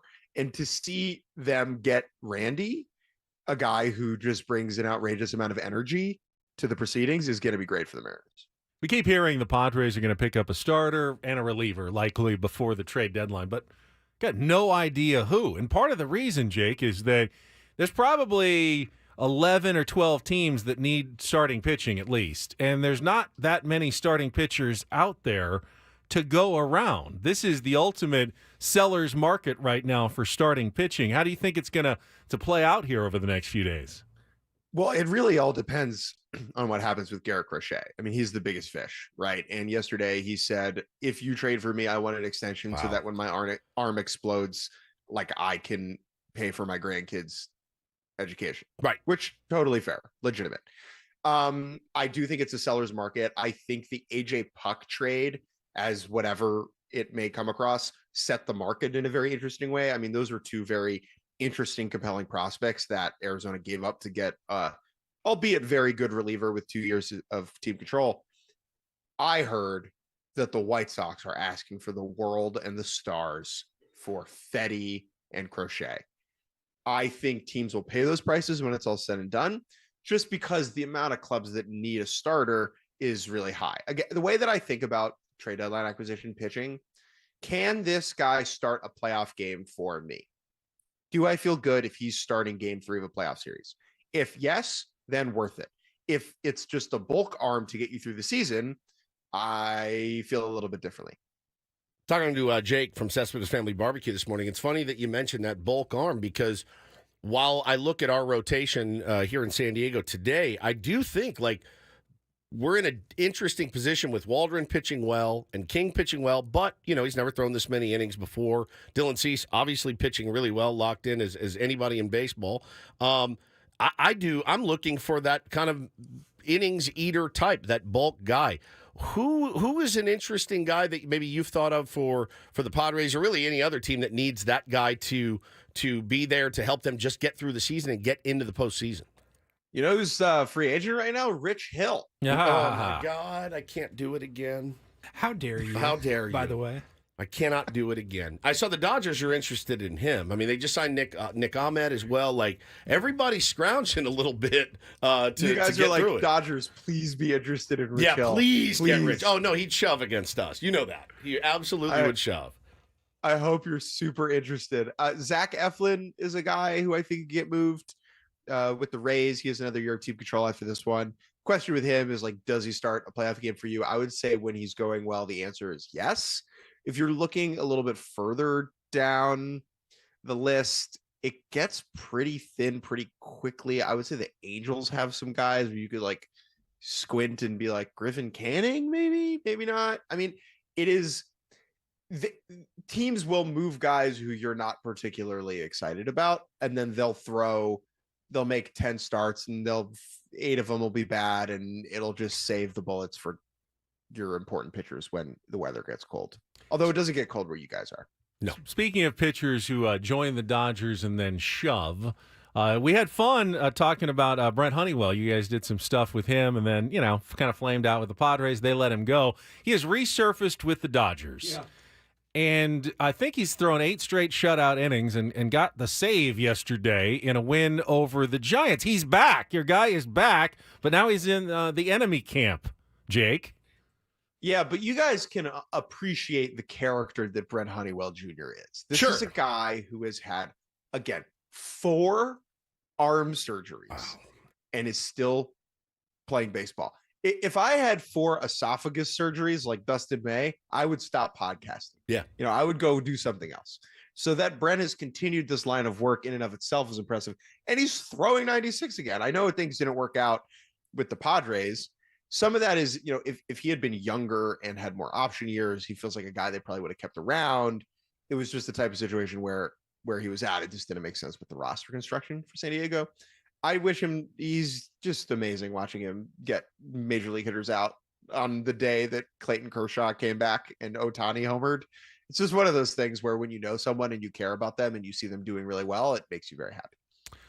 Jake, always appreciate it. Man, have a good week. It's good catching up with you, and it'll be a fun trade deadline. I can't wait to see all your coverage coming up in the next few days. Guys, I just want to say you're lovely. When I'm waiting to hop on to do this, and you have the little, reel of all the fun things that you guys do, really warms my heart. There are very few people on this planet like Ben and Woods, and it is a delight that I get to be associated with you and your show. And what a beautiful morning it must be in San Diego. It's a great day. He's shining down above all. It is a great day, man. Thanks so much, brother. Have a good weekend. See y'all. There he is, Jake from Cespedes Family Barbecue and Yahoo Sports, brought to you by our friends at Grand Ole Barbecue. I'm sorry I lost our no-hitter with my flub. You're hoping we could get all the way through. Did you mention that yet? We have not. No, we didn't set that up. Well, you don't want to talk about it while it's still going, obviously. You don't want to jinx it. No, I texted the boys last night. Let's try to get our own no-hitter tomorrow. No flubs.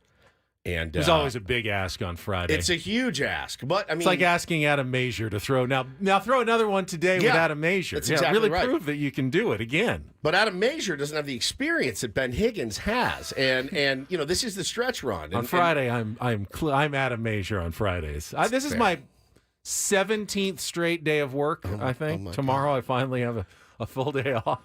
So I got to remember to never complain around Ben. I know it's so hard to.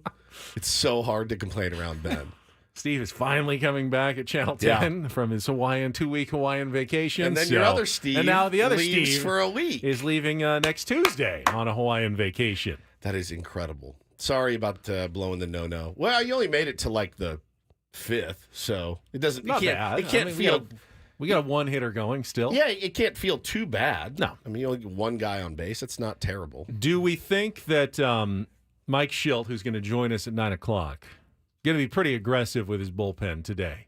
Yeah. With Adam Major on the mound. I would imagine. I was trying to look up what has Adam Major done since we saw him last. According to Kevin Acee, he only has made one start. They kind of shut him down a little bit just to give him some rest and save up some innings. So he's pretty much the same pitcher. I mean, I'm sure they've worked with him a little bit that we saw last time, which isn't necessarily a great sign for today's game against a really, really good Baltimore Orioles team and a very dangerous lineup that he's going to be facing. I'd say one time through the lineup plus is all you're really hoping for. 3, maybe 4 innings, and you're good to go. Don't tempt fate after that. Yeah, I think that would be fantastic, man. And the Orioles right now, they've got Grayson Rodriguez on the bump tonight. He's a tall order for your offense. And you have Major going out. He has not pitched particularly well, but I will say, if there's any inkling of any hope, it's that the Marlins just went in and took 2 of 3 and damn near won the third one. The Orioles had to win it in extra innings. So listen, they're a little bit rattled right now. Craig Kimbrell blew the save. They had to go to their bullpen a little extra, so they're definitely not coming in at 100% full strength. They got to Baltimore well after the Padres did yesterday. I would imagine if things are going surprisingly well and Padres find a way to grab a lead, aggressive with the bullpen, you could probably get 2 innings out of Morejon. You could get extra outs out of Estrada and Suarez at the end. Go with your higher leverage guys. Matsui's been throwing well. And if it doesn't go well and you fall behind early, probably some Logan Gillespie and Enyel De Los Santos innings to eat up. 100%. Chew up. Stephen Kolek have a ball out there. Yeah, so you'll know how this game is going based on Mike Shilt's choice of bullpen guys in like the middle innings. You know how we sometimes the Padres will go and they'll face somebody that they've never seen before, and no Baltimore Oriole has ever seen Adam Major before, ever. And we face them. We're like, geez, man, like, do we not have film of this guy? He's carving us up. I'd like to see it work in reverse order tonight. The Baltimore Orioles just flummoxed by Adam Major. Who is this kid? And where is this changeup coming from? And boy, that slider's biting. And let them look like morons for once. All right, we'll come back. Do we want to open some phones for Padres fans who want to talk about the no-hitter? You're good? No? Just keep talking about it ourselves? You've kind of have to. Well, I mean, now that you said it, like, I don't want to be the guy that's like, no.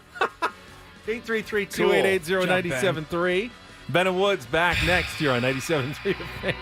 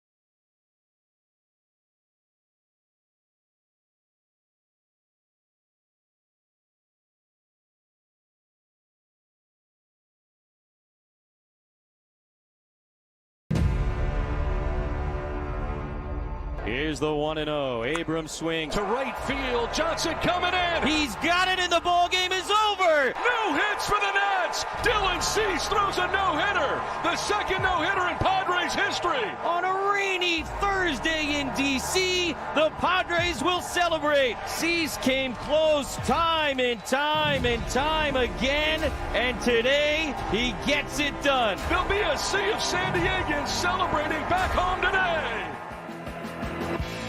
Woo! Halfway home on a Friday. Ben and Woods, 97.3 The Fan. Yeah, man, what an incredible, incredible day for Padres fans and, of course, for Dylan Cease. And really the entire team should be celebrating that. You can't get one of those without the help of your teammates. And they came through for him yesterday.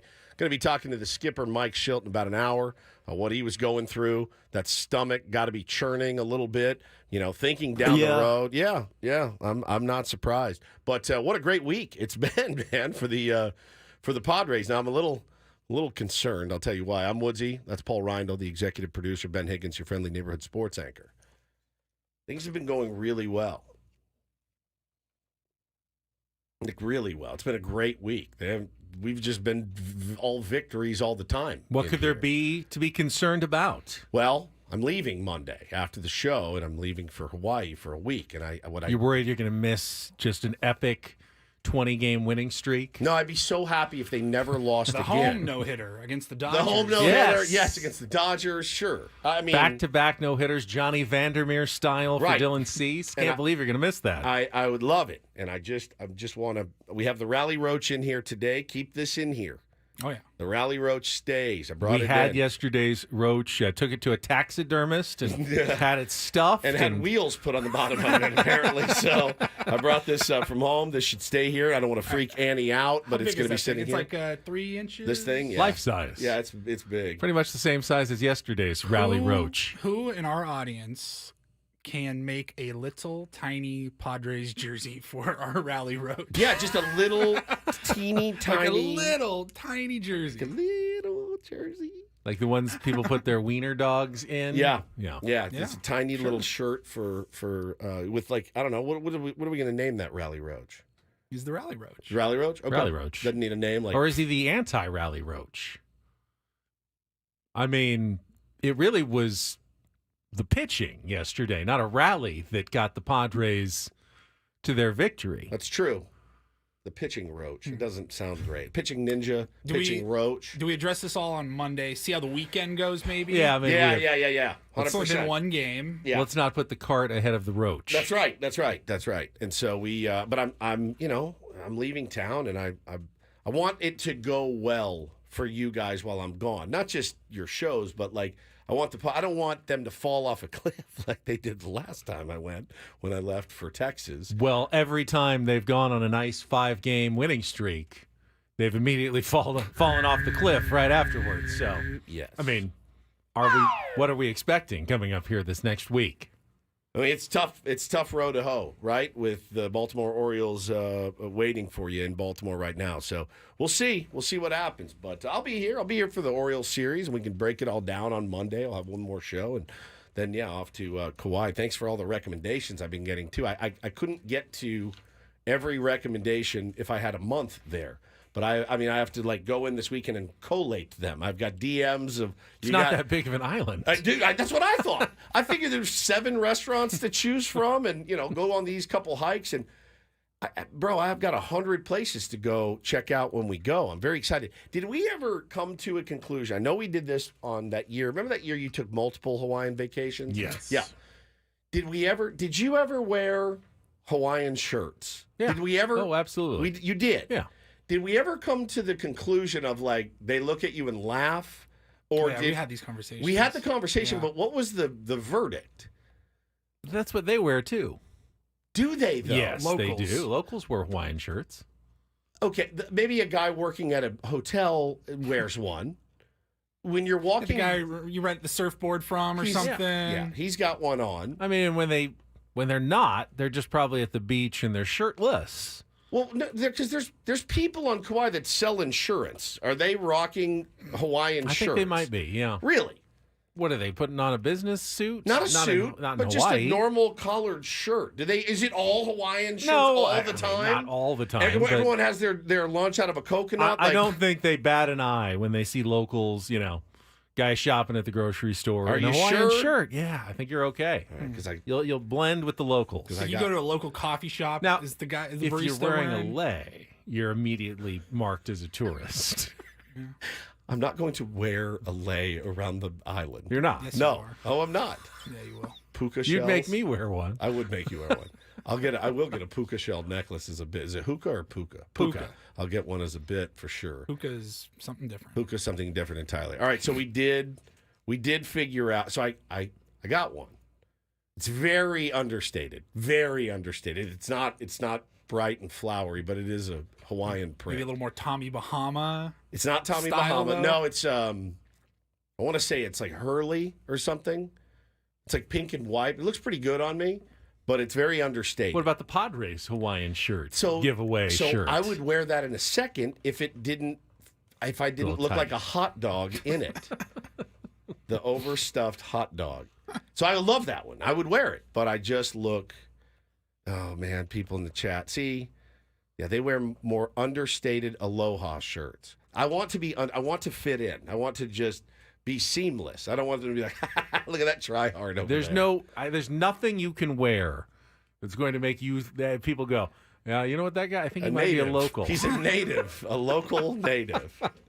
But it's like, I always make fun of people that go to like, all right, we're here in San Diego, right? And Morgan Wallen's playing. And I know you. I know what you wear. I know what you dress like. But when Morgan Wallen's here, you have starched Wranglers on and a crisp button-down shirt and a cowboy hat. And I'm like, you're not a cowboy. They're going to look at me like I look at those. You went to Walmart and got a cowboy hat 100%. the day before the Right. concert. You're not. I know you're in real estate. You're not a cowboy. You've never been a cowboy in your life. But when you go to a country concert, do you wear a cowboy hat? So why, when you go to Hawaii, do you wear Hawaiian shirts and stuff? But they're comfortable and they're very light material. So in the warm It is comfortable weather, that's why you're wearing it. Okay, Matt says, you got to call them aloha shirts. That's formal attire on the island. Sourced, my wife, who grew up on Maui. Adam says, just wear what will make you comfortable. Don't worry about it. Yeah, black T-shirts. Goth. I'll be goth Hawaiian. There are a lot of T-shirts on the island as well, but not so many black ones for sure. Right. So, I wanted to point out, we heard the great montage that Polly put together. Hang on. Oh, Just what? hold your horses. Okay. All right, Hold your relax. Settle horses. down, Ben. We have a call Okay. right now okay. from Rito Rito. on the North Shore. Yes. Oh, my God. Okay. And he heard our conversation All right, good, and good, decided good, to call in. Good. I love that. Outstanding timing. Rito, how you doing, man? All right, man. Feeling good. Hey, aloha. Mahalo. Aloha, man. All right. Fill me in, man. You know what? When you go over there, you just gotta blend in. You don't want to look like you don't want to stick out like a bad piece of. You know what I'm saying? That's what I'm You wanna trying to look do. cool. That's what I'm trying to do. He's a howlie, Rito. Oh no. Yeah, you don't want to be. You don't want to be picked on right away. You know what I mean? I'm just gonna sit in our house. Maybe venture out to the front porch. It's not like that, but you just got to be cool. That's all. All right. I'll be cool. I can be cool. What You should guys have no problem about that. Okay. Just don't steal their waves when they're surfing, Woods. Oh, yeah. That is serious. You know me. Big wave stealer. Big Hey, wave, I have wave a hog. suggestion for you guys. All right, shoot. And that is, you guys should go out on an outrigger canoe with your family. I'm going to. We're doing a boat type trip, and I would love to take a canoe out. We got a bunch of recommendations of places to go and eat and drink and, get the full experience. But, yeah, I definitely want to spend some time in the water out there, preferably in a boat. I won't be stealing anyone's waves. Trust me on that. I will not. I won't even attempt it. Well, you won't get any waves because you got to earn your spot there on the lineup, man. Also, I don't know what I'm doing, so that's the other reason I wouldn't get any waves at all because I don't know how to surf. So there won't even be an issue. But Please try it and have Hannah film everything. Thank you for the call. We would call you a buoy. Hey, get off to the side. You're a buoy marker for us. Buoy. Rita, you're up early. What is it, 5:10 a.m. or 6:10 a.m. there? It's 3-hour difference. 5 in the morning. He's up early. A buoy. Watching Ben and Woods this morning. Hey, thanks, man. Oh, man. Thank you, brother. Appreciate you. That's awesome. A buoy. That's exactly. Is that a Hawaiian term? Yeah. You're a buoy. You're incredible. in here. You're like the big fat guy in the water trying to steal everyone's ways. It will not happen. I promise you. I'm a buoy marker. Once Great. someone tethers their boat to you, Yeah. you know you're in trouble. So good. So good. Well, thanks for getting up early and watching and listening to Ben and Woods. Thanks for the call. Yeah, I'll figure it out. I'm sure it'll be great content one way or the other. So as I was saying when Rito called in, Paulie did such a great job putting together that montage of the end of the game. And on Jesse's call, he goes, time and time again, Dylan Cease has been close. This season alone, he's had 6 one hitters or no hitters into like the 6th or 7th inning. But the time that he was the closest was September 3rd, 2022, with the White Sox pitching against the Minnesota Twins. And he went 8 2/3 no-hit innings. And I think this is one of the best stories of the no-hitter yesterday. Because on that day, the last batter, the potential no-hit clincher, was Luis Arraez of the Minnesota Twins, who took 2 strikes, as he wants to do, fastball, slider, and he dug in. And he talked about it after the game yesterday, about that game. He said, I was really focused. The crowd in Chicago was big, a lot of fans. They were cheering for Dylan. I said, this is my moment. I want to break up the no-hitter. I was fighting for my batting title. I needed that hit. Everybody hated me in Chicago, but it's my job. He threw me a 99-mile-an-hour fastball inside, next pitch slider. He got 2 strikes. I said, okay, let's fight. Sent me a slider, and I broke up the no-hitter. But I'm so happy for Dylan today. He deserves it. He's amazing. And Arraez looked like he might have been the most stressed guy in the dugout, wanting it so badly. And he made that point, and you probably saw the video as Dylan was getting his hugs from his teammates, that he went and got the ball from Bryce Johnson, the final out ball, so he could give it to Dylan Cease. So rad, hey, I man. took one away from you.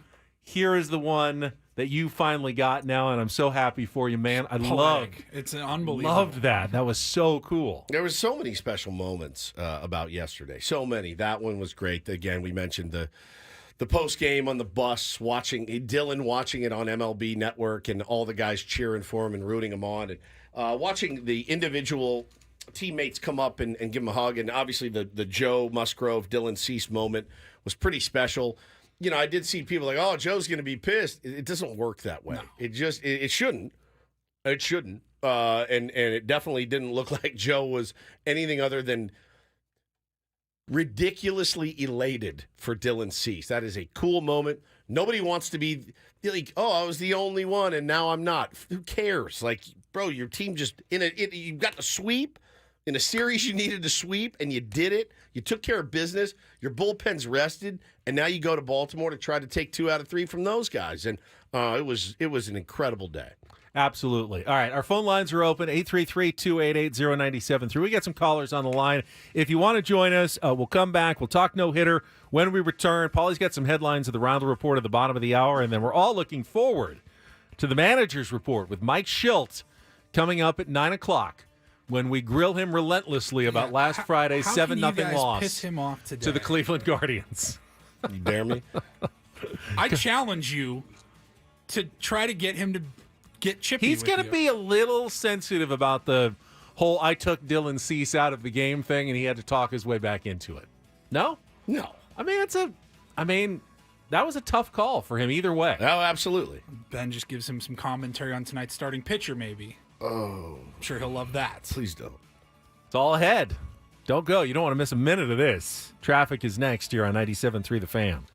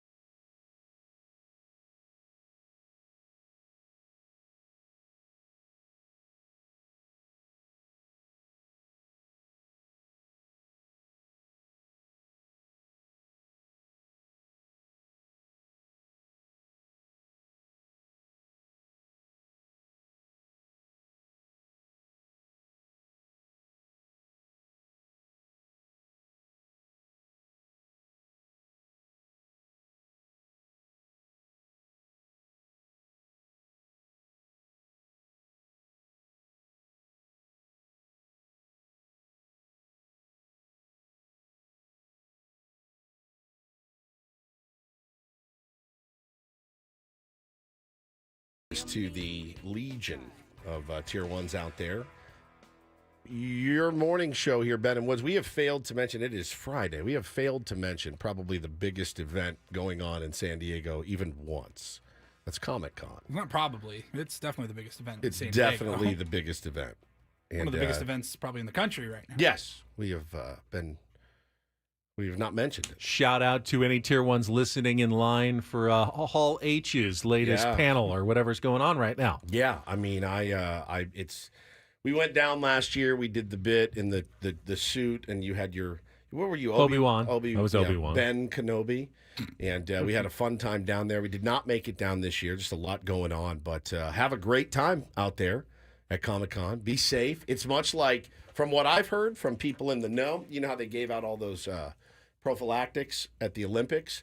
I heard it gets a little squirrely at Comic-Con too. So, well, that is where Adam recognized our friend Jennifer Sturger from behind. Yes. From about 60 yards away. 60 yards? Oh, that's her. Well, you can't even see her face. That's She's just wearing her yoga pants. That's just her derriere. That was a year ago at Comic-Con. Our own little Pete Rose. I mean, I Adam don't Kluge. I don't know how many of the Comic-Con visitors are Ben and Woods listeners at the same time, but we do have some out-of-towners. So if you're visiting, we absolutely welcome you to our fine little burg here in this corner of the country. Hopefully, Comic-Con will remain here for some time. I know there's been some questions about the future of Comic-Con in San Diego, and as you can imagine, hotels know, well, this is our Super Bowl, and so they raise rates as high as possible. Comic-Con's going, stop doing that to all of our Comic-Con, our great Comic-Con fans who come and have to pay $400 for a tiny hotel room while they're in San Diego. Stop, raising the rates while you're here. We need like a limit. If we want, we'll go somewhere else if hotels don't play nice while we're in town. And hotels are like, well, we want you to stay, but we also love charging as much as possible for 6-night minimum stay during Comic-Con, make a ton of money this week. So they're in those negotiations. I think it's definitely back. Johnny says they just agreed on a contract till 2026. But after that, it's in question. It's in question. So it's definitely 2 more years here, but then we're not sure if Comic-Con will return. I mean, it's like that thing that it's a poker game, right? And where you go, all right, well, I mean, enjoy Milwaukee, I guess. I don't know what to tell you. This is a really, really great place to have events like that. And you don't want to lose it. You'd hate to lose it, but you also don't want to just grab your ankles and anytime somebody threatens to leave. It just doesn't work that way. You got to call somebody's bluff from now and then. We did. Yeah, true. But you'd hate to lose it. You would absolutely hate to lose it.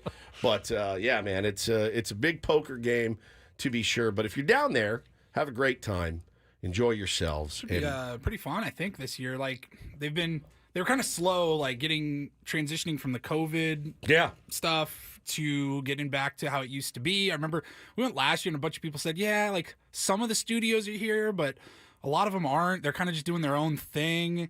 And I mean, the new Deadpool and Wolverine movie comes out today. I'm sure Ryan Reynolds and Hugh Jackman are down there somewhere doing something. Ryan Reynolds, if you're in town and you're listening to this in an Uber, 833-288-0973. Blake is. We'll move you near the front of the line. We promise you won't have to wait on hold for more than a few minutes. No. You can bring Blake with you as well. That would be fine. Sure. I'll take Rob McElhaney. 100%, man. 100%. Yeah, there was a strike. The strike was That's what got him last year. Oh yeah. So it was pandemic before that, then the strike. Then the strike, and so they're trying to get it together now. What's the? I'm so out of the. I mean, I'm still watching Sopranos again. You know what I mean? What's I'm the just hot property right now? What's the hot Feels stuff? like Marvel is kind of Deadpool right now. Deadpool and Wolverine is huge because it comes out today. So everyone's down there dressed like Deadpool Wolverine or and Wolverine. Deadpool. Got the claws and they got the red suit you on. Haven't seen any of those, have you? No. If you were ever going to watch one of those types of movies, I saw Iron Man. Deadpool would be the one for you. Okay. It's Ryan Reynolds. It's more.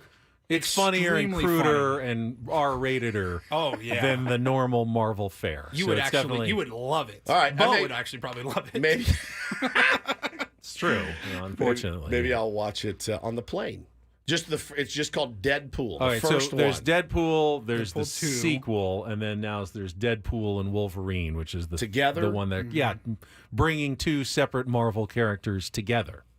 You should absolutely just watch the first one. Okay, Deadpool. It's outstandanding. Yeah, GTAS, didn't you guys go down there? Yeah, we did. We had a blast. We didn't have passes though. We didn't have badges. No, or we just anything. walked around and got some audio. We learned one of the more interesting stories of Ben's youth. If you could retell that. Do you remember what you shared with us? The Hot Wheels. The Hot Wheels. Oh yeah, I was a huge fan of my Matchbox Hot Wheels cars, as we all were. And like most kids, what I loved to do with them, no, not race them. I like to park them. I would create parking lots with butcher paper. My mom would line the paper, and I would nicely center them in each of their spots. You know, sometimes they were the diagonal spaces, or sometimes they were the straight-in spaces. And I would park them all nice and neatly on a big giant piece of butcher paper. And then and just let them sit in their lot. And then that was it. Yeah. No, then, well, I also had that Hot Wheels car wash. I love to put them through the car wash to make sure they were clean. Car wash is pretty badass, actually. You actually put real water in it, and it would squirt the water as it went through. Oh my God. The other day walked in. Taylor was on the ground with he's got like a netting sack. It's like a sack. It's like a net that you pull the deal and it closes. And he dumped it all out. And I immediately, when they dump out a giant bag of things, you go, and I had to talk myself down from the ledge because they just take it. You're like, and I looked over, and this little SOB is lining those cars up next to each other. I went, that's what Ben did. Ben did that. I was like, oh no. I think I'm more laughing. Did you just Ben explain how a sack works? It's to all of us. Well, it's like, you know Like what I'm a talking laundry about? bag. Yeah, with laundry bag with the thing on it. with the rope at Yeah. the top. Yes, Yeah. we know how those He sacks just, work. it's his favorite thing to do. They have baskets of toys, and instead of just, I'm going to grab this, he grabs it and just all over. But he was lining his up in his own little parking lot as well. So I guess I have that to We got look some forward paper to. here. Maybe we can draw some parking spaces, and Ben can park the roach. Squirrely24 in the chat. He came to Alesmith last year and gave me a Hot Wheel That's car. right, I was that's there. right. I appreciate that. So great, man. We can put that in the parking lot and get it going again. Young Ben is one of the more fascinating characters I have ever encountered, as is old Ben. You're just a fascinating character. All right, we're going to take a timeout. Still getting ready for the manager's report at 9 o'clock. Paulie does have some other headlines for us, though, in a Reindl Report. We'll get to that and more next on San Diego's #1 sports station, 97.3 The Fan.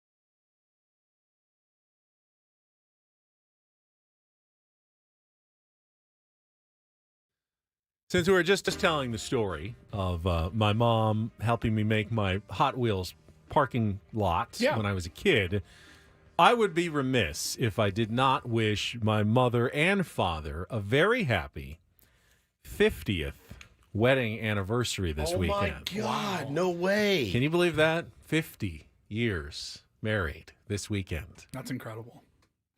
That is astounding. She's so sweet. She DM'd me last night asking how my mom's doing.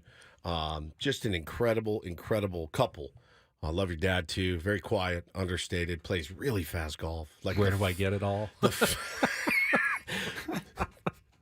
The world's fastest golfer. I got 8 feet left for par. You're good, bud. I'm like, I am the world. I'm the best. Move on to the next hole, Woods. If you guys ever hear of me shooting even par, you'll know I played with Ben's dad because he gives me every. You're close enough to the green. That's good. Yeah, you're good. Count it. It's a short chip. I'm like, That's good. where do you have to be that we that we got to get off the course so fast?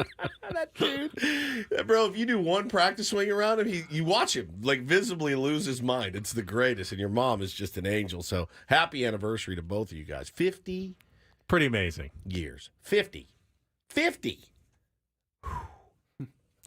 Paulie just mentioned, and I saw this last night as well, that another pitcher is drawing trade interest right now. We talked a little bit about it last week. Yeah. When our friend Max called in. But Blake Snell is drawing some calls to the San Francisco Giants, who don't seem like they are shutting down talk necessarily of trading Blake Snell. Feels like he's starting to lock in, too. Well, yeah, he's pitched really well his last few starts. He could be a real difference maker down the stretch. Now, the Giants are saying, we would not trade Blake Snell just to be clear of his money. We're not trying to save the money, but if we were offered, a really good package, get a prospect or two that we like, we might consider doing that because they don't have control over Blake Snell next year necessarily. He's got an option. He could opt out. Now, we all thought, well, Blake Snell is obviously going to opt in. He's had a terrible season. If he pitches like Blake Snell the last couple of months of the year, he may want to become a free agent again and try to go for a long-term deal this offseason. So the Giants might be dealing an expiring contract here. And if they don't think they're going to make the playoffs, which they're now, after losing to the Dodgers last night, they're like 6 games under 500. They're barely kind of hanging on the edge of the wild card race.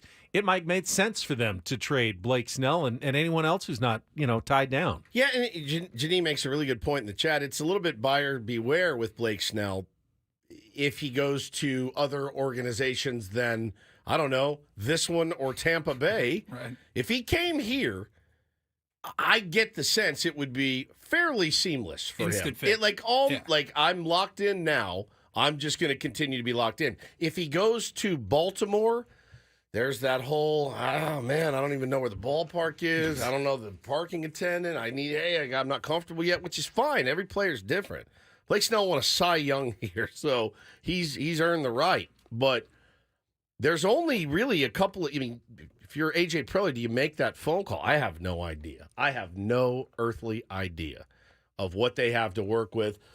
What the Giants would be interested Acquire him, assuming he'll probably opt out if he stays hot and finishes the year on a roll. Could I interest the Giants in an Eggy Rosario? I mean, it's not a Tariq Skubal or a Garrett Crochet cost. There's the higher cost just of his contract right now. He's a rental, technically. And he's a rental, technically. So you're not spending as much prospect capital. Now, can the Padres get him and still stay under the luxury tax level? What's his I have no idea. What's his prorated? It'd be at this point, $10 million?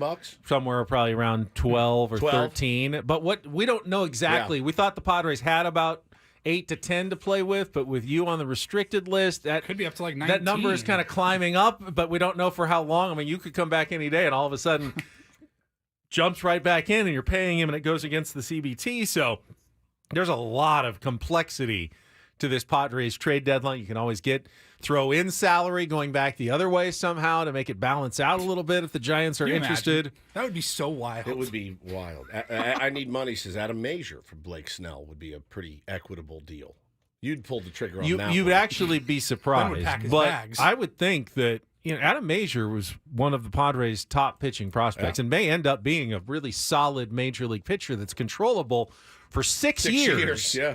And if I'm the Giants, and I like Adam Major, even though he hasn't gotten off to a good start in his big league career, but you see something in the scouts and say, we can get this guy for years and years, pitching against the Padres in our division for what? A couple of months of Blake Snell that we don't really need anymore and save some money?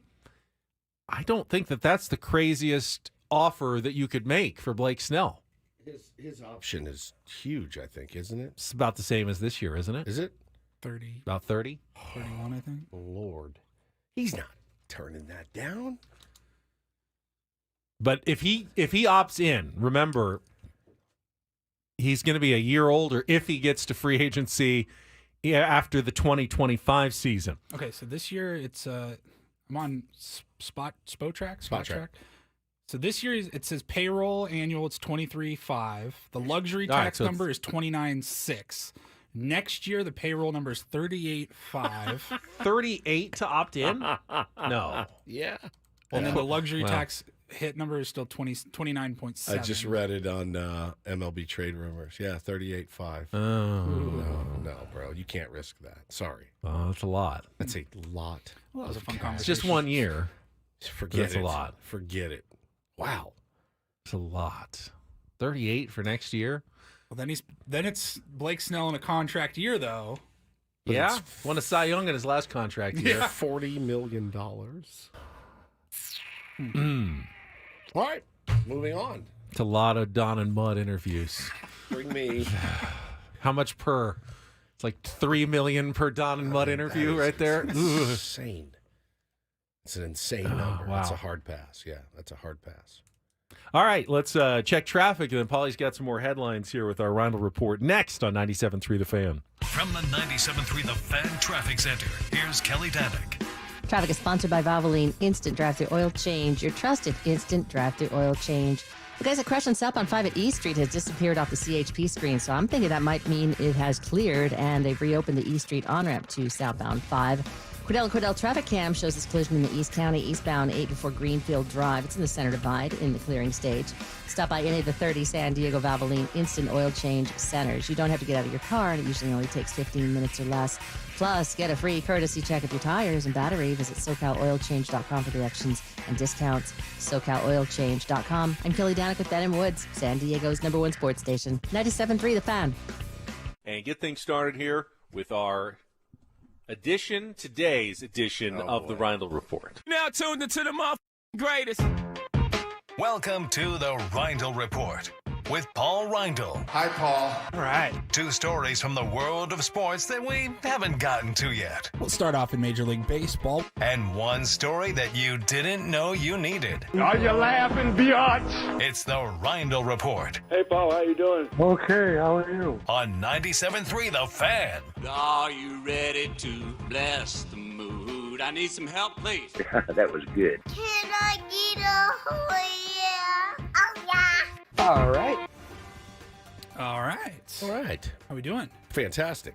So Ben, you started this segment off with a shout out to your parents on their Not 50th. that kind of shout out. No, just shout out to your parents, Right. not shout out to your family on their upcoming wedding 50. anniversary. Yeah. 50. Gosh, congratulations again. I have a shout out to my mother, actually. Happy 60th birthday to Julie. She's I talked to her this morning. Yes. Yeah. I was on the phone with her, so I don't usually get to talk to my mom on my drive into work at 4:45 in the morning. Woods is closer in age to your mother than his own wife. Oh, you mother. No, I'm not. Am I? Yeah, by quite a bit. Several years. You know what? I'm not ashamed of it either.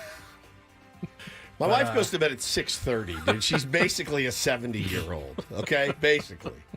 Essentially, Wow. she's 70 years old. Just doing the math. I know. Sorry, yeah. Look, I'm close to my mother-in-law. It also as means well. Julie's very young still as well. Yeah, 60 years God, old. just wrecked me. She lives in Washington, so I don't usually call her at 4:45 in the morning. But she and her husband are in Florida on vacation this week, so I gave her a call on the way in. And as I was pulling up, Woodsy was right behind me. He Yeah. pulled in, and she's always listening. She's probably watching on YouTube right now. And I say, "Hey, Woodsy, come here." She was on speakerphone, said hi, happy birthday. So, happy birthday to her. She's got great pipes, by the way. Her voice is really, really good and sultry. She called in before. She has. She got great pipes. It's possible Woods could be your stepdad someday, Paul. I don't like this conversation anymore. So we will start off in Major League Baseball. I kind of already am a little bit, like a little. There's a little bit of that vibe. So yeah, that's fine. Okay, Adam has been just hitting this story in the chat. Adam Paul has been in the chat with this story. I've got it right here. We're on it, buddy. Relax. FanDuel. Got a FanDuel story for you. So some guy bet $5 yesterday, and he turned it into quite a win. We're talking about the Dylan Cease no-hitter. We've been talking about it all morning, and some guy went into FanDuel, and he placed $5 on a wager. The wager was either team to throw a no-hitter. His odds at the time of placing the bet were plus 28,000. That $5 turned into $1,405 in his FanDuel account. Not a bad day. It sounds like great odds. When you think about it, though, the Padres have played around 9,000 games in their franchise career, and one of them ended up in a no-hitter. Maybe he should have gotten more for that bet. Yeah, I mean, it's... Look, when you look at the game now log and it says Dylan Cease versus Patrick Corbin, you ain't placing that bet because Patrick Corbin's on the bump. They got zero chance at a Patrick Corbin. Right. He gives up more hits than anybody in baseball. Right. So you're betting on a Dylan Cease no-hitter right there. Essentially, yes. And it worked. How about that? Good call. What a win. That is awesome. All right, we got the Olympics starting up tonight. Well, they've been going a little bit, but the opening ceremonies are tonight in Paris, and it's going to be, I think, 10:30 a.m. here on the West Coast. So just a couple hours away from the Olympics opening ceremonies, and I've got a few terms that you might hear while consuming your Olympic coverage. Okay. And I wanted to quiz you guys and see if you guys knew what these were, what they mean. You would probably hear these on the broadcast at some point. Better do is well my on this guess. one. I would. Yeah, we'll start off with a couple easy ones. The breaststroke. That's funny. Love the breaststroke. Swimming stroke. It's like You don't ever. You always face forward. Yeah, it's forward. You know the kick. Not that kind of breast. It's stroke. absolutely that kind of breast. It's the exact same kind of breast. What did you think it was? It's in reference to the. Well, maybe you're using those muscles, the pectoral breastal area muscles, to do the. Yeah, but they don't call it the pec stroke. It could be the pec stroke. It could be. Could be, but it is the breaststroke. Okay, so you guys know that one. Yeah. You hear that one, you'll know exactly what they are We're talking about. watching 100%. Olympic swimming. All right, the next one, the shuttlecock. Also known as the birdie. The birdie. In badminton, Olympic sports. I love badminton. It's got it's got the little half rubber ball with the little wiry frame on it. The shuttlecock. It's harder than it looks. Have you ever played badminton? All the time. I love it. Not all the time, but I You used got to to. wait to make sure it's falling right. the correct direction before you try to hit it. PE at some point in elementary school. Dude hit me he chipped my tooth. With a shuttlecock? No, Oh, no, with a racket. With a racket. They're so thin. Yeah, just a little tiny thin wire around it. Yeah, the guy reaches back and whacks me like in 6th grade. But you hit the wiry part, it doesn't work. You got to hit the little rubber ball part. Chipped my tooth. Ouch. Yeah. All right, well, you guys knew those too. Okay. You guys see where I'm going with this, probably. Mm-hmm. Yeah. Let's see, a couple other ones, maybe a little less known. Hooking. Hooking. That's it's a penalty in hockey, but I don't think there's no hockey. There's no hockey in the summer games. There's hooker as a position in rugby. They have rugby sevens. We lost to Australia in the quarterfinals yesterday. I was watching that match. The left and right hookers. No good. In rugby. I guess our hookers didn't play well enough. That happens. Hooking. It's a weightlifting term. Oh. It's known as a hook grip. It's when you went with hooking instead of the clean and jerk. I'm surprised. That was my next one. Wow. Was it? Oh, no. The hooking is when a lifter covers their thumb with the other fingers when they grip the bar. Like that? Yeah. Yeah. That doesn't feel comfortable. Looks like you could break your thumb that way. Ouch. Yes, we have the clean and jerk. Yeah. I'm proficient. I'm not really a free weightlifter myself for the most part. Maybe just buys and tries when I'm working out. That's it. But otherwise, I'm kind of more on the machines. Oh, you like the machine? Yeah. Like the Nautilus? Yeah. It mix it up. You might hear clean and jerk on a broadcast if you're Absolutely. watching some Olympic weightlifting. It's not an easy lift to do. There's a proper form. And Looks like you can really wrench your back. All kinds of Do stuff. it wrong. Dude. Does not look good. All kinds of stuff. And the last one here is snatch. That's also a weightlifting term. Oh, weightlifting terms. Here. Winner. Yes. Yeah. You know what it is? Like it's on the ground, barbell's on the ground, and you pick it up and ground to overhead in one smooth overhead. motion. Snatch. What's going on with these weightlifters and their terminologies? That is really, really. And like, is the commentator like, man, that guy has the best snatch I've ever seen, ever. What a snatch! What a snatch that was. Yeah. Well, I'm excited. I'm more excited for the Olympics now than I was 5 minutes ago. All right, and finally, I'll tell you that. we only got 2 minutes here, so we'll go quickly. But Southwest Airlines, I'm sure everybody has flown Southwest at some point. Usually, one of the more affordable options. You get the 2 free bags, and they have been known for their open seating policy. It depends on your Greyhound of the sky. Yeah, it depends on your boarding section and your group and all of that. But that looks like it may be changing. Southwest is going to be doing assigned seating. Good. Here coming up soon, and then they also announced that they're going to be starting to do red-eye flights. That's something that they don't typically do. So you may be able to get a cheaper Southwest flight, and if you wanted to take that red-eye option and get wherever you're going early, that will now be a thing. They're looking at mid-February of next year starting the red-eye flights. I don't know when they will start enacting the assigned seating policies. I am unhappy about this change. And it's fairly clear to me the difference. If you are a organized, responsible person, that's false. Set your alarm at 24 hours to check in. You're going to get at least an upper B. No, you'll get an upper B. That's BS. You time it. You got to wait 1 beat after the second hits, and then you check in, and you're going to get either a high A or a low B. That's false. Well, it's sometimes when you've got a connecting flight and it's already full with other people who have gotten on board, it's not as good. But if you're leaving from San Diego, usually that's the origination, and you go for 24 hours exactly, you're pretty on par. Now, if you're someone who forgets about it and checks in like 7 hours before your flight, Southwest is not for you. Well, now it will be. I can't stand it. I never have liked it. Also, you're more prone to hear bits from the flight attendants on Southwest than anywhere else. And Yes. I really don't want... Oh, I like the bits. I laughed out loud once. Oh, God, you would. In the sudden case of cabin depressurization, oxygen mask will drop from the ceiling. Insert a quarter, put over your nose and mouth, and begin to breathe freely. I thought that was funny. It's not even funny. It was funny. Like you have to pay for the oxygen. They don't take themselves seriously. You should like that, Woods. It's an airline. I want them to take themselves seriously. It's air travel. Mike Shildt is coming up next with the manager's report on 97.3 The Fan.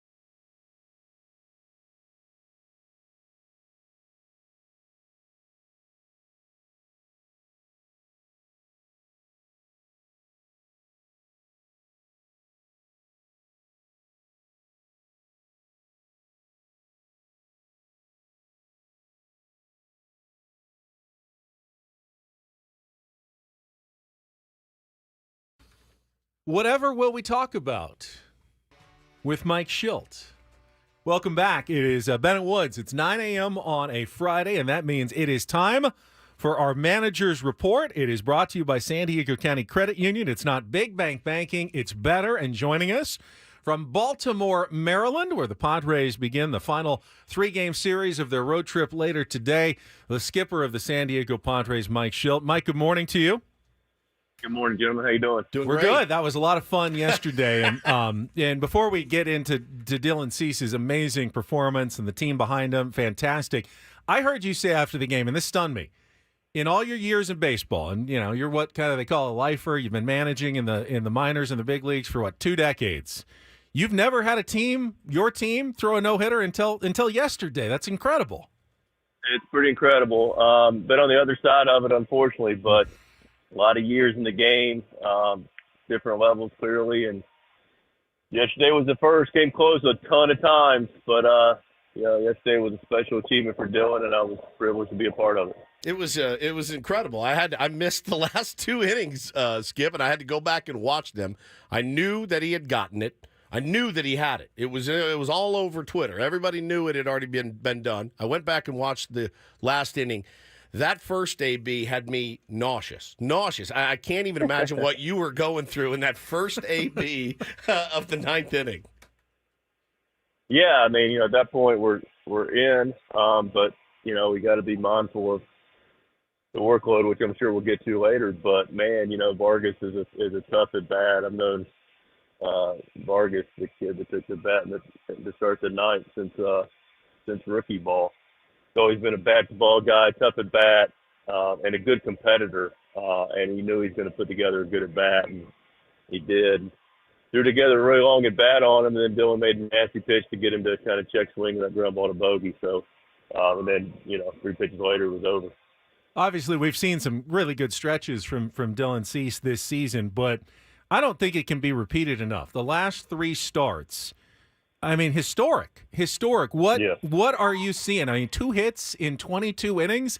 That's unheard of, Mike. What are you seeing from Dylan Cease? I mean, just anything different? Obviously, he's always got good stuff. What's different about these last 3? I think it is historic. It's been pretty special to be able to be a part of and watch and see him do his magic. But, he's just been super convicted. He's been able to really assert himself and dominate, multiple plus pitches where he wants to go. And him and Campy have had some really clear ideas about how they want to get people out, and he's been able to execute with his plus stuff. It's a good recipe for what we've seen. And you're talking about conviction here. We got a chance, to interview Dylan Cease.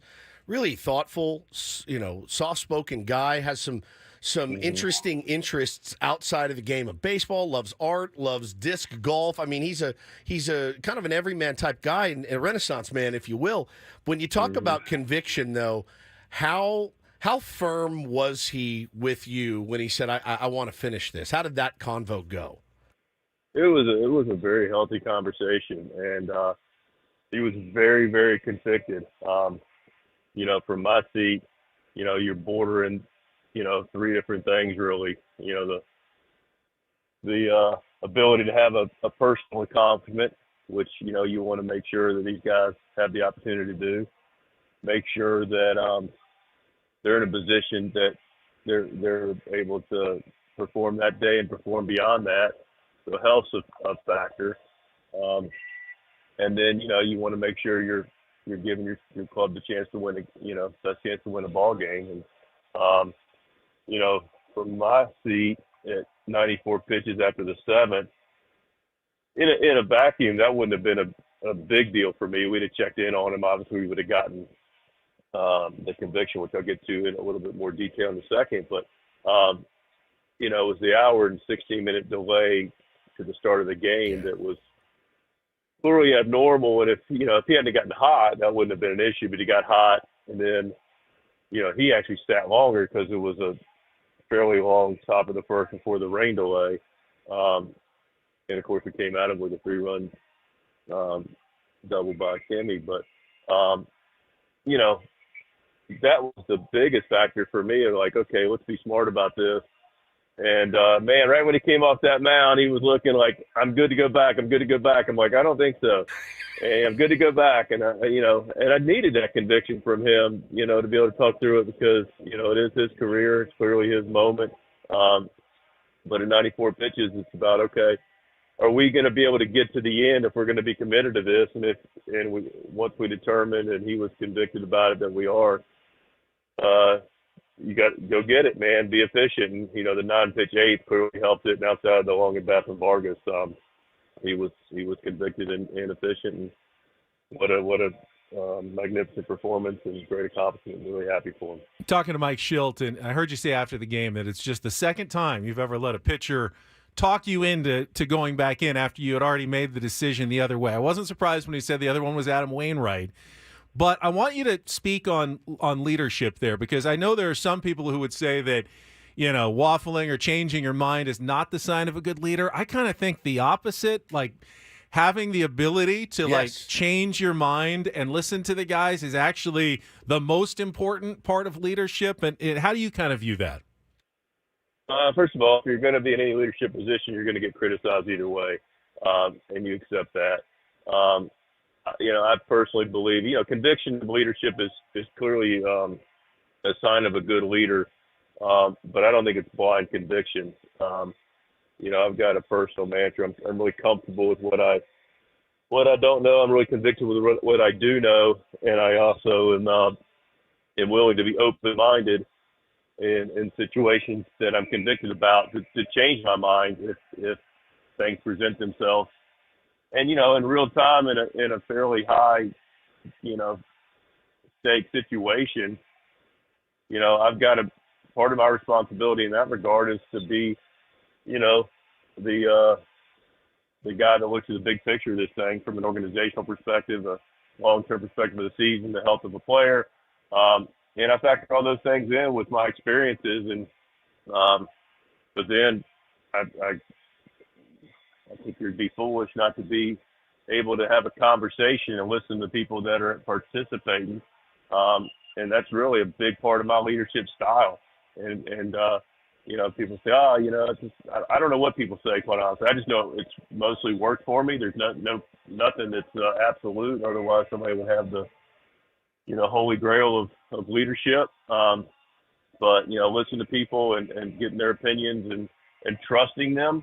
Listening and trusting is, I think, two of the biggest things about leadership, especially the listening part. And then you make an informed decision. And made an informed decision, partnered with Dylan and the group. Ruben was there and said, all right, fine. We're going to go hitter to hitter, and we'll give you a shot at it. But, this isn't going to be like this 130 pitch, we're just chasing it kind of situation. And so everybody was on the same page, and we went out and he did it. It's such an interesting perspective to hear you talk from your seat about that. I was watching last night, Mike, the Pete Rose documentary. It's on Max right now. It's a 4-parter and certainly very interesting. And, I know you've probably run across Pete in your life, but he was talking about when he was a manager, and he said a manager never thinks he put the wrong pinch hitter in, and a manager never thinks he put the wrong guy in. And I said, man, that's kind of interesting to hear that from Pete Rose when he was managing. And, of course, he was referring to when he was accused of betting on the games that he was managing. And he said a manager will never think he put the wrong guy up to bat or the wrong guy into pitch. I wanted to hear kind of your perspective on that. I mean, listen, Pete, historic guy. And I don't know what context he was saying that under, whether it was to defend anything, in another topic. But, no, I personally look, I don't have a lot of regrets. I do my homework. I take my shot. You make your best, you take your best shot at what you have at the moment. You also sometimes have to have an eye towards, a lot of different things. It may not be the most ideal for a situation for a player, but that player needs to know you have confidence in him. So in a big picture, that's important for the relationship and trust of that player. That in a vacuum, which most everybody that micromanages or second guesses, which I get, I've learned to accept that that's the case. That it's it's just part of the gig, man. It's a lonely seat where, people are going to take their shots, and the reality is that a high percentage, don't really know all the variables or the thought behind it, and but I can tell you, back to your specific question. I mean, for me, and talking to Hall of Fame managers and other managers, and just doing it for however many years now, 30 years at different levels. Man, it's not that you second guess, but you always review. Like, did I do that well? Sure. Could I have done that differently? That's just if I hadn't done that, I would have never got past rookie ball. No doubt. I never got to rookie ball. I've sat there with Tony LaRue, so I don't think he'd have a problem with me saying this out of school, and had, I've had, countless unbelievable conversation with this guy, but I'd be after games when he's managing in the big leagues, and, we would win and he'd be hacked off. And if he thought he missed something, and he's like, and he's right about this, just well, take it how you want to take it, but he's like, I can get called out in the media with a decision that I know I nailed and it didn't work out. Yeah. And that's completely right. And he is like, and I, same way. You don't lose any sleep over that. It's like a little bit of like, okay, people didn't really understand the context of it, don't really know what I'm dealing with. That's part of the gig.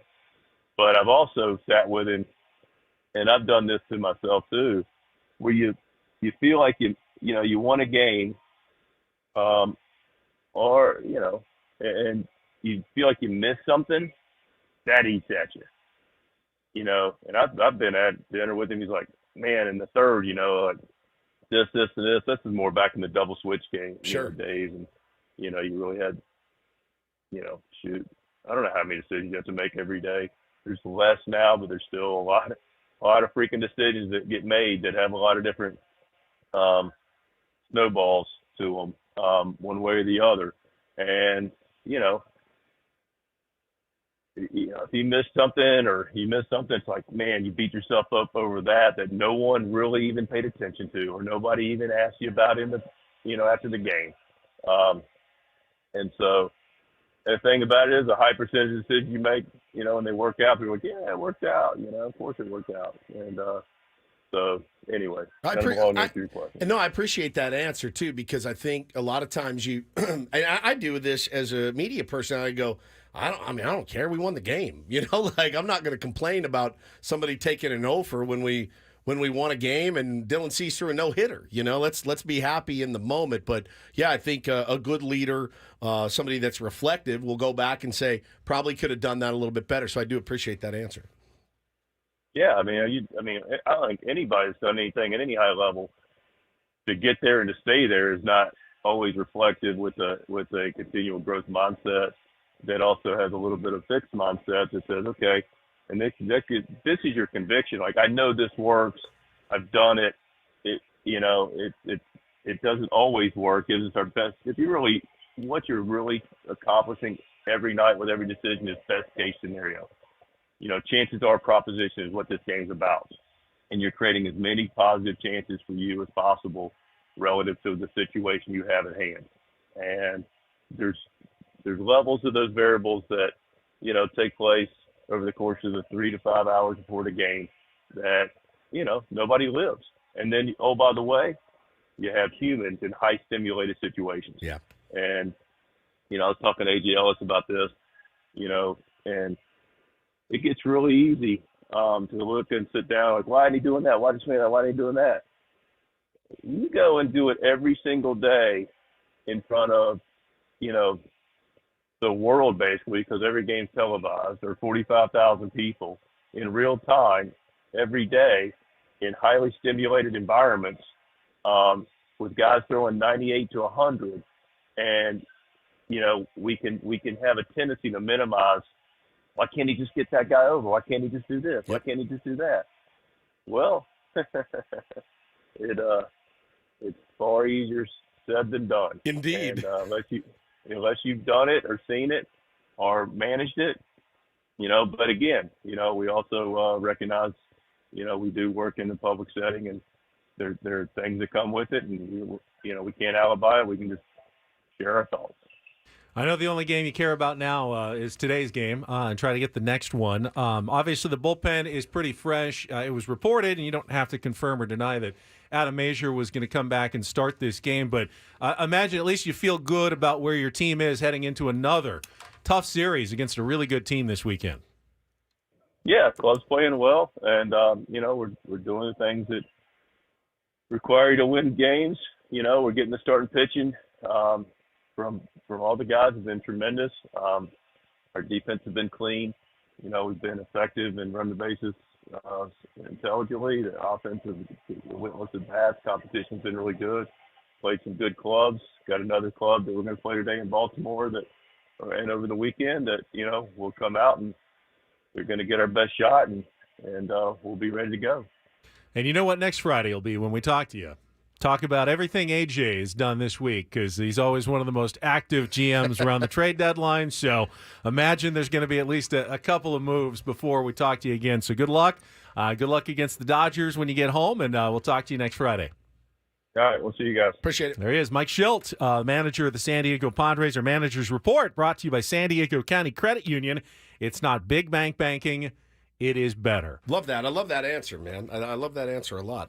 It was a little bit of a long answer, but I really enjoyed it. And I know there's people in the chat wanted updates on Tatis and Musgrove. There's no new news right there. Nothing. Joe is not going to be back at least until next month. Has been progressing, and Tatis is the same. We know he's doing light baseball activity, probably a few weeks, and hopefully he can come back. I don't think that was the best way to spend our limited time with Mike Shildt. If there's new news next week, we will certainly bring it to you. Listen to the pregame show. Sammy will have you covered later today, I'm sure, if anything develops. Well, I mean, and based on what's happened already in baseball with the Rosarena going to the Mariners, A.J. Puck going from the Marlins to the Diamondbacks, who actually everyone's kind of saying that's a pretty good return for, what's the new kid's name in Miami? I can't remember. Oh, the GM? Yeah, the GM, the one that AJ fleeced for a rise. He had a nice Peter something. He had a Peter Bendix. Yeah. Bendix, yeah. He had a nice little bounce back yesterday with his trade of AJ Puck. I believe he got some really nice prospects from the Diamondbacks. So, but the Diamondbacks have now fortified part of their bullpen as well. So, everybody get your Jeff Passan notifications on, and we are off and running. All right, we will come back. Trade rumors, anything else, more Padres talk on the way. And we've got one more pair of Sebastian Maniscalco tickets to give away coming up in our next segment after traffic here on 97.3 The Fan.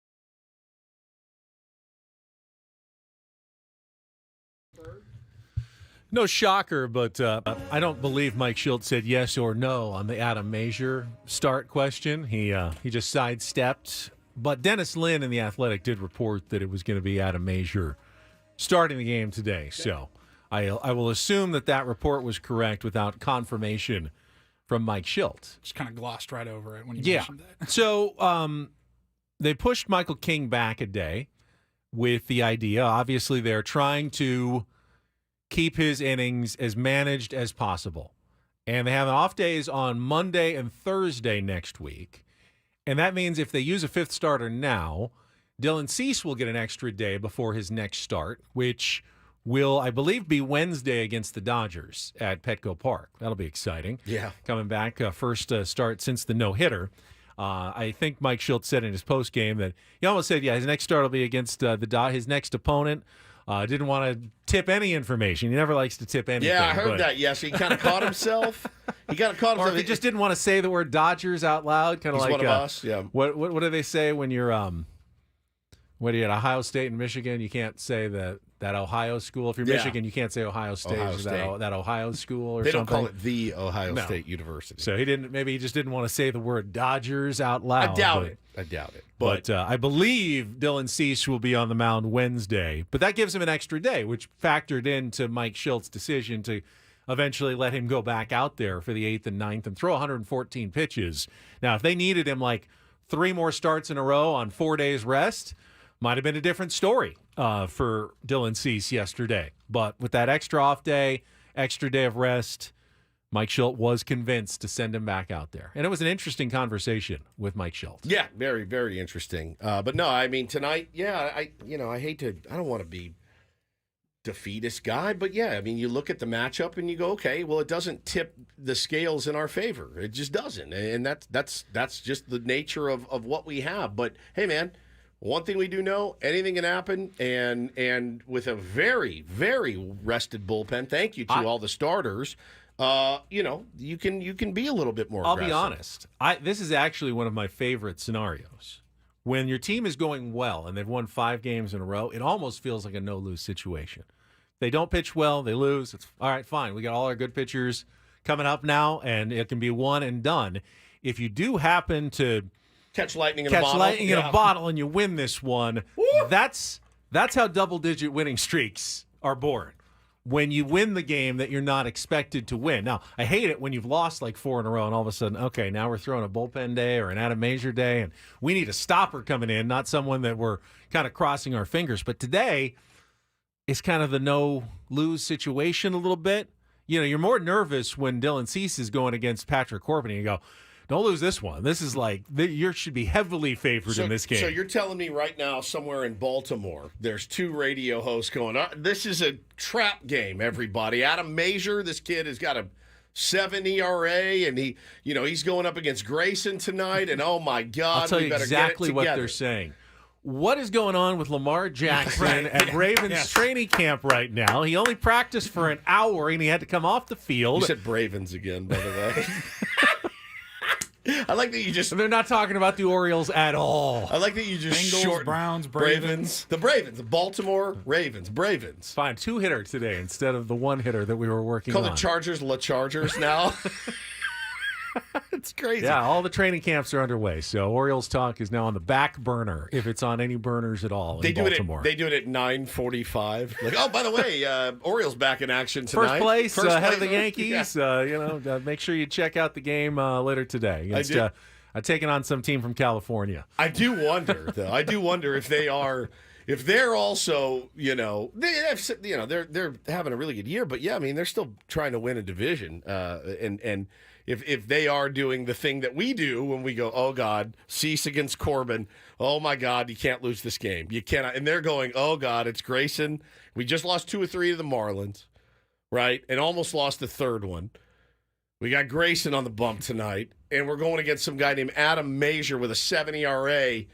Oh, boy, this feels like a classic Orioles trap game, right? I would be fascinated to know. They're 3-3 since the break. They lost 5 of 6 going into the break, including getting swept by the Cubs.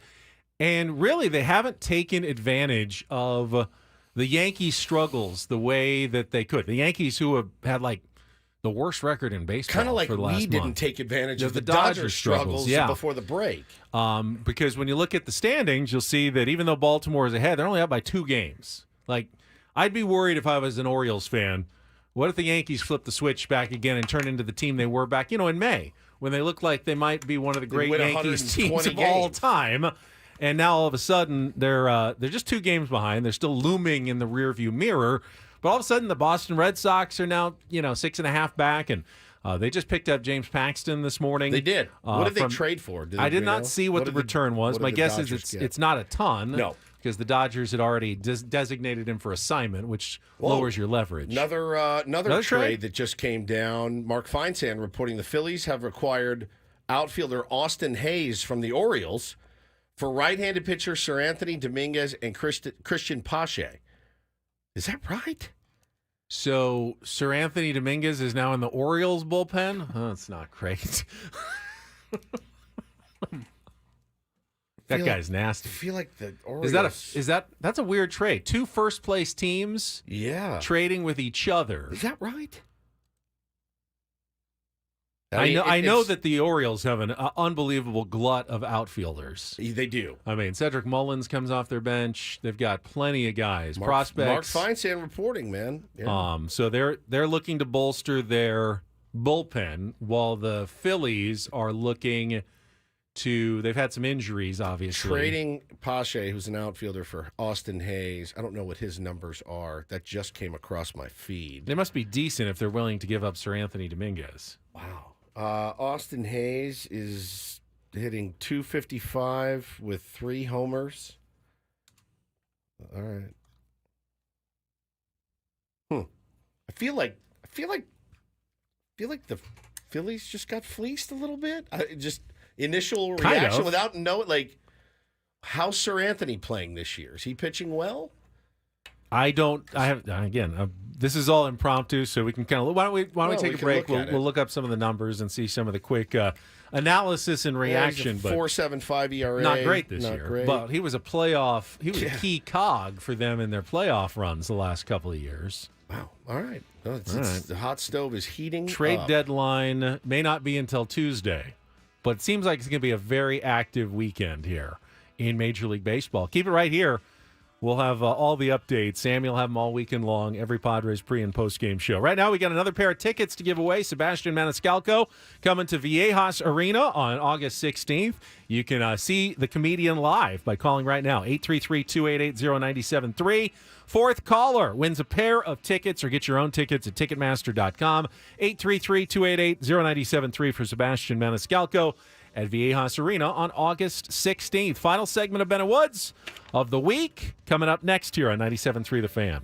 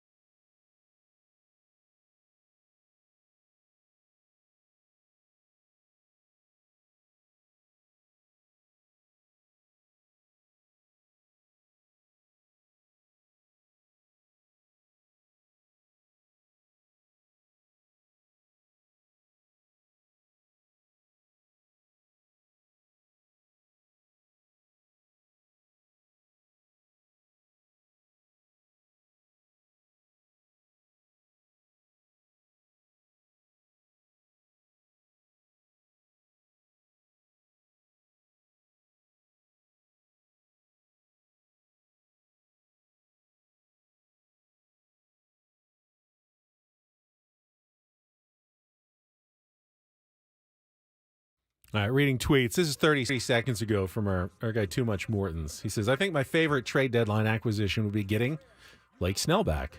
Him agreeing to opt into next year, and Giants eat half of the money. Would have to give up a decent prospect, but wouldn't be at the DeVries level. So that's the kind of creativity we've come to see from A.J. Preller. When people in baseball think that's not possible, that doesn't make sense, A.J. oftentimes finds a way to make it possible and make it make sense for both sides.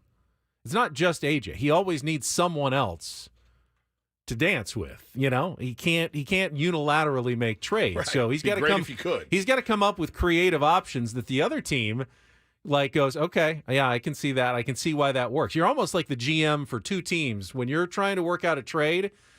You're kind of GMing your own team, obviously, but you're also GMing the other team and going, you got to sell him. Why is he going to say yes to this? Why is he going to look at this deal and go, all right, I'm willing to do this because ultimately I will be saving this much money and, okay, this and that, and I get this prospect, and, okay, I guess what AJ's telling me actually does make a lot of sense. It's really good at making other GMs say yes, better than anybody in baseball. Is that coming in the next few days or not? We will find out. Yeah, Jeff Passan has the update about the trade that just went down between the Orioles and the Phillies. He just says, between two teams that could be facing one another in the World Series this year, it's kind of the popular pick right now. Phillies have acquired Austin Hayes, be sending reliever Sir Anthony Dominguez, center fielder Christian Pache to the Baltimore Orioles. Anthony Hayes was an all-star last year. And again, could be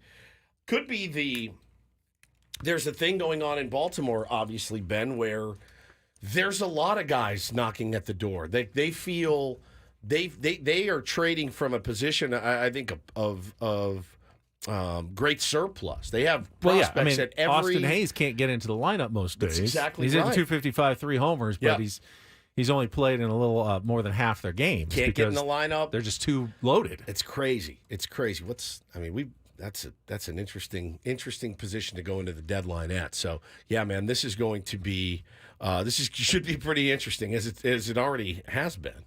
But yeah, Sir Anthony Dominguez will now potentially be pitching against the Padres this weekend. We got the pitching matchups for you for the upcoming series against the Baltimore Orioles. We'll get into that, wrap things up on a Friday after traffic here on 97.3 The Fan. From the 97.3 The Fan Traffic Center, here's Kelly Danick. Just one accident wrapping up our morning drive westbound 8 before Fletcher Parkway. Tow truck is on scene of this collision in the center divide. Going to be a busy day, second day of Comic-Con, guys. So yeah, be extra alert if you're going to be driving around the Gas Lamp, East Village, downtown. In fact, just a friendly reminder that Harbor Drive in front of the Convention Center is going to be closed in both directions between Park and First Avenue. I'm Kelly Danick with Ben and Wood, San Diego's #1 sports station, 97.3 The Fan. All right, so obviously tonight we're expecting Adam Mazur to be back. He only made one start in the minor league since we last saw him before the All-Star break, about a week before the All-Star break, I think, and he has just kind of been resting for the most part. 1-3 with the old 7.84 ERA. Hey, probably can only go down from there. That's right. I hope. Hopefully. Against Grayson Rodriguez, who is one of the very solid starters for the Baltimore Orioles, 12-4. 3.83 ERA, so advantage Orioles in Game 1, at least pitching-wise. Tomorrow, Michael King getting an extra day of rest as they try to manage his innings, 8-6, 3.28 ERA. Dean Kramer, 4-6, 4.43 ERA. He's more of the back-end guy in their rotation. He was part of the Manny Machado deal from L.A. Wow, long time ago. Yeah. And then Sunday, it's Randy Vasquez, who's coming off his best start as a member of the San Diego Padres, 3-5 with a 4.17 ERA. Paul, you had this listed as TBA or TBD for the Orioles in that one. I thought I saw a listed starter for Sunday. Put that together, they had not announced. Yeah, it's back to undecided. So it does look like they'll miss Corbin Burns, which is not necessarily a bad thing if you're going to not have to face one of the pitchers for the Baltimore Orioles in a 3-game series. He'd be a good one to pick to miss, but we'll see what happens with the matchups, but that's what it's kind of looking like this weekend. Yeah, it's going to be an interesting weekend as it looks like. You know, things are already buzzing on the trade deadline front. Everybody get ready. It's quiet. quiet right now for the Padres, which only means at 10:03 when we split for the day, a big trade will come down. Yeah, I'd almost if I could go place a bet on it, like with Castellanos and a world event, I'd put $100 on that a trade breaks within the next hour. About 20 minutes after we're out of here. And then we have to wait until 6 a.m. on Monday to fully break it down. Yeah, I'm really busy today, Adam. I'm sorry. I will not be able to do an emergency show or anything, but I'll have you in my thoughts. I think it's always the situation that we got two of the biggest Padres announcements happen while we were on the air. Yes. Manny Machado. Yep. And Juan Soto. And we've we used all of our good karma for those. And then the rest of them, all right, they're all happening after our show's over. Yeah. But we got the two that we really wanted over the past few years. A lot of folks down on Adam Mazur tonight. You know, you don't need him. You don't need him to go CG, right? You don't. You mentioned it earlier. If he can find a way to navigate I'm 9 outs. I mean, if he gets through the lineup twice, that's a huge win. Once is enough. I like Adam Mazur. When did I say that? He loves Adam Mazur. I like Adam Mazur. Did you edit that? Did I say that? Will the Rally Roach pull us through tonight? The Rally Roach. Adam Mazur needs that roach. He needs that roach so bad. More than anyone tonight. Against that lineup, I mean... One time through the order, man. Give me 9 outs. If 9 up, 9 down, you got to send him back out for the 4th. I mean, do you? Like, you have a very rested bullpen, and some guys go down, and then when they come back up, take Ryan over there, for instance. Yeah, you know? take Ryan over there. A lot of guys go down. If Adam Mazur comes back wearing big old skull glasses, I'll feel pretty good about today's matchup. Yeah, Pete says, let's get that ERA from a 7.3 to a 6.8. Take it. I will take you know what? it. I'll take it. I will take it, my friend. And again, stupid game. You never know what to expect. And just when you think you got it clocked, you don't. You don't. Probably see David Peralta back in the lineup against a right-hander tonight after a lot of lefties in the series against the Washington Nationals. And as you pointed out earlier, it may have been during the break, but Padres have already clinched a winning road trip. They are 5-1 with 3 games left on this road trip. We sat in there last week at the round table, and we talked about being on the razor's edge, and we absolutely were, and they've absolutely delivered. We all would have taken 5-4 on this trip. 100%, but I don't want 5 and 4. Of course, that right. seems like a real disappointment. It's not a real disappointment because, again, we were doom and gloom as the Padres have led us to be, playing 500 baseball for the last 3 seasons, Ben. I mean, it's if that's one thing that you can kind of handicap over the last few years is that, and this year they get dragged back down to 500, but to negotiate this road trip and know that you have a winning road trip already is really, really a job well done. Here's my modest request, not being as greedy as I was yesterday. Give me one of the next 2. Sure. Probably tomorrow, but certainly would take today, and give me a chance on Sunday. Yep.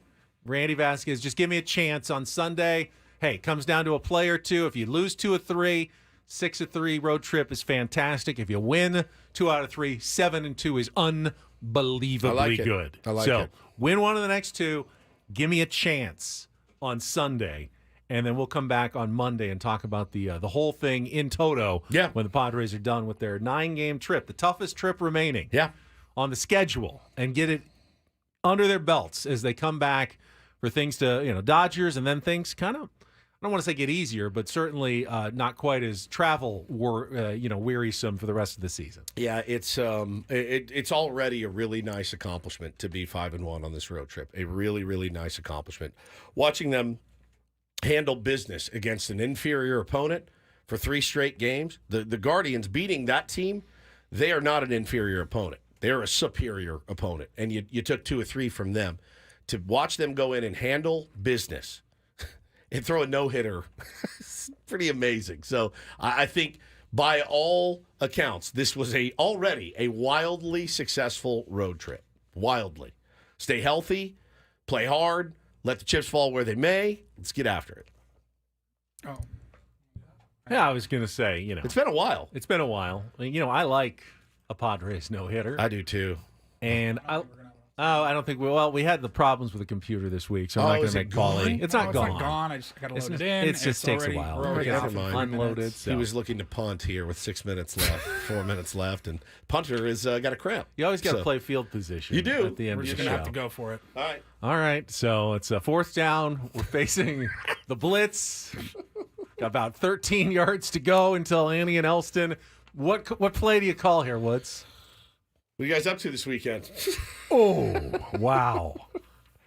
My goodness. You're just running it up the middle 100%. on 4th and 13? Three times before I get out of here. Oh, how about the story that I shared on Twitter yesterday? Oh, Bo! Yeah, Mike. Oh, yeah. Kurt Bavacqua. See, I would have been really mad if we had left and we had not told that story. I would have been mad about it. So I'm glad we didn't have the likes. I don't know what to think about it. Kurt Bavacqua went out to Padres. They have a Padres kids camp right now. Bo's been there. It's 5 days. Today's his last day. KB came to talk to the kids, and he's a salty dude, Kurt Bavacqua. I love him, but he went to talk to the kids. Was telling them about playing the game, and he told them, "Hey, you guys all need to play a different sport too," which I firmly agree with. And he said, "Anybody have any questions?" So apparently, my son raised his hand and asked Kurt Bavacqua if he played with Babe Ruth. Which did he? It's a great question. It's a great question. My son also asked me last night if Kurt Bavacqua was blind, and I said, "Why do you ask?" He said, "Well, he had these really dark sunglasses on." I said, "Well, it's sunny and it's like 100 degrees." He goes, "Yeah, but I saw he's Ray Charles." Yeah, Ray Charles, Kurt Bavacqua." And I said, "No, buddy, he's not blind. He's not blind." I don't know if I'm proud of this or not. I did play him the audio last night at the dinner table. Oh, the Tommy Lasorda, the unedited the audio? Unedited audio of Tommy Lasorda going in. I have never, ever, since I've managed, ever told a pitcher to throw at anybody, nor will I ever. And if I ever did, I certainly wouldn't make him throw at a 130 hitter like LaFay or Bavacqua, who could hit water if he fell out of a boat. And I guarantee you this, when I pitched, and I was going to pitch against a team that had guys on it like Bavacqua, I sent a limousine to get the to make sure he was in the mother lineup, because I kicked that ass any day in a week. When he said the line from Bull Durham, he couldn't hit water, Bo started cackling like you wouldn't believe. Thought it was the funniest thing ever. So KB had a rough day yesterday. Maybe he had trouble hitting because of his blindness. Because of his blind. He might have told you there were times I felt like I was blind when I was up there. Bo goes, I think he said he only hit 47 home runs in his long career. And I go, buddy, he's in the big leagues. 47 home runs is nothing to sneeze at, man. Like, one of them came in the World Series, dude. It was a huge homer for KB. And it just, it's so good, man. So I will say this, man. They have put on a phenomenal camp. He has had an incredible time. So, been awesome. Baseball coverage on 97.3 The Fan, presented by T-Mobile. Switch to T-Mobile. You can get tons of benefits. Still save on every plan versus AT&T and Verizon. Use their savings calculator to find out how at T-Mobile.com/switch. Annie and Elston standing by. They will be in momentarily for Paul Reindl and Stephen Woods. I'm Ben Higgins. Have a great weekend from all of us here at San Diego's #1 sports station, 97.3 The Fan. Go Padres.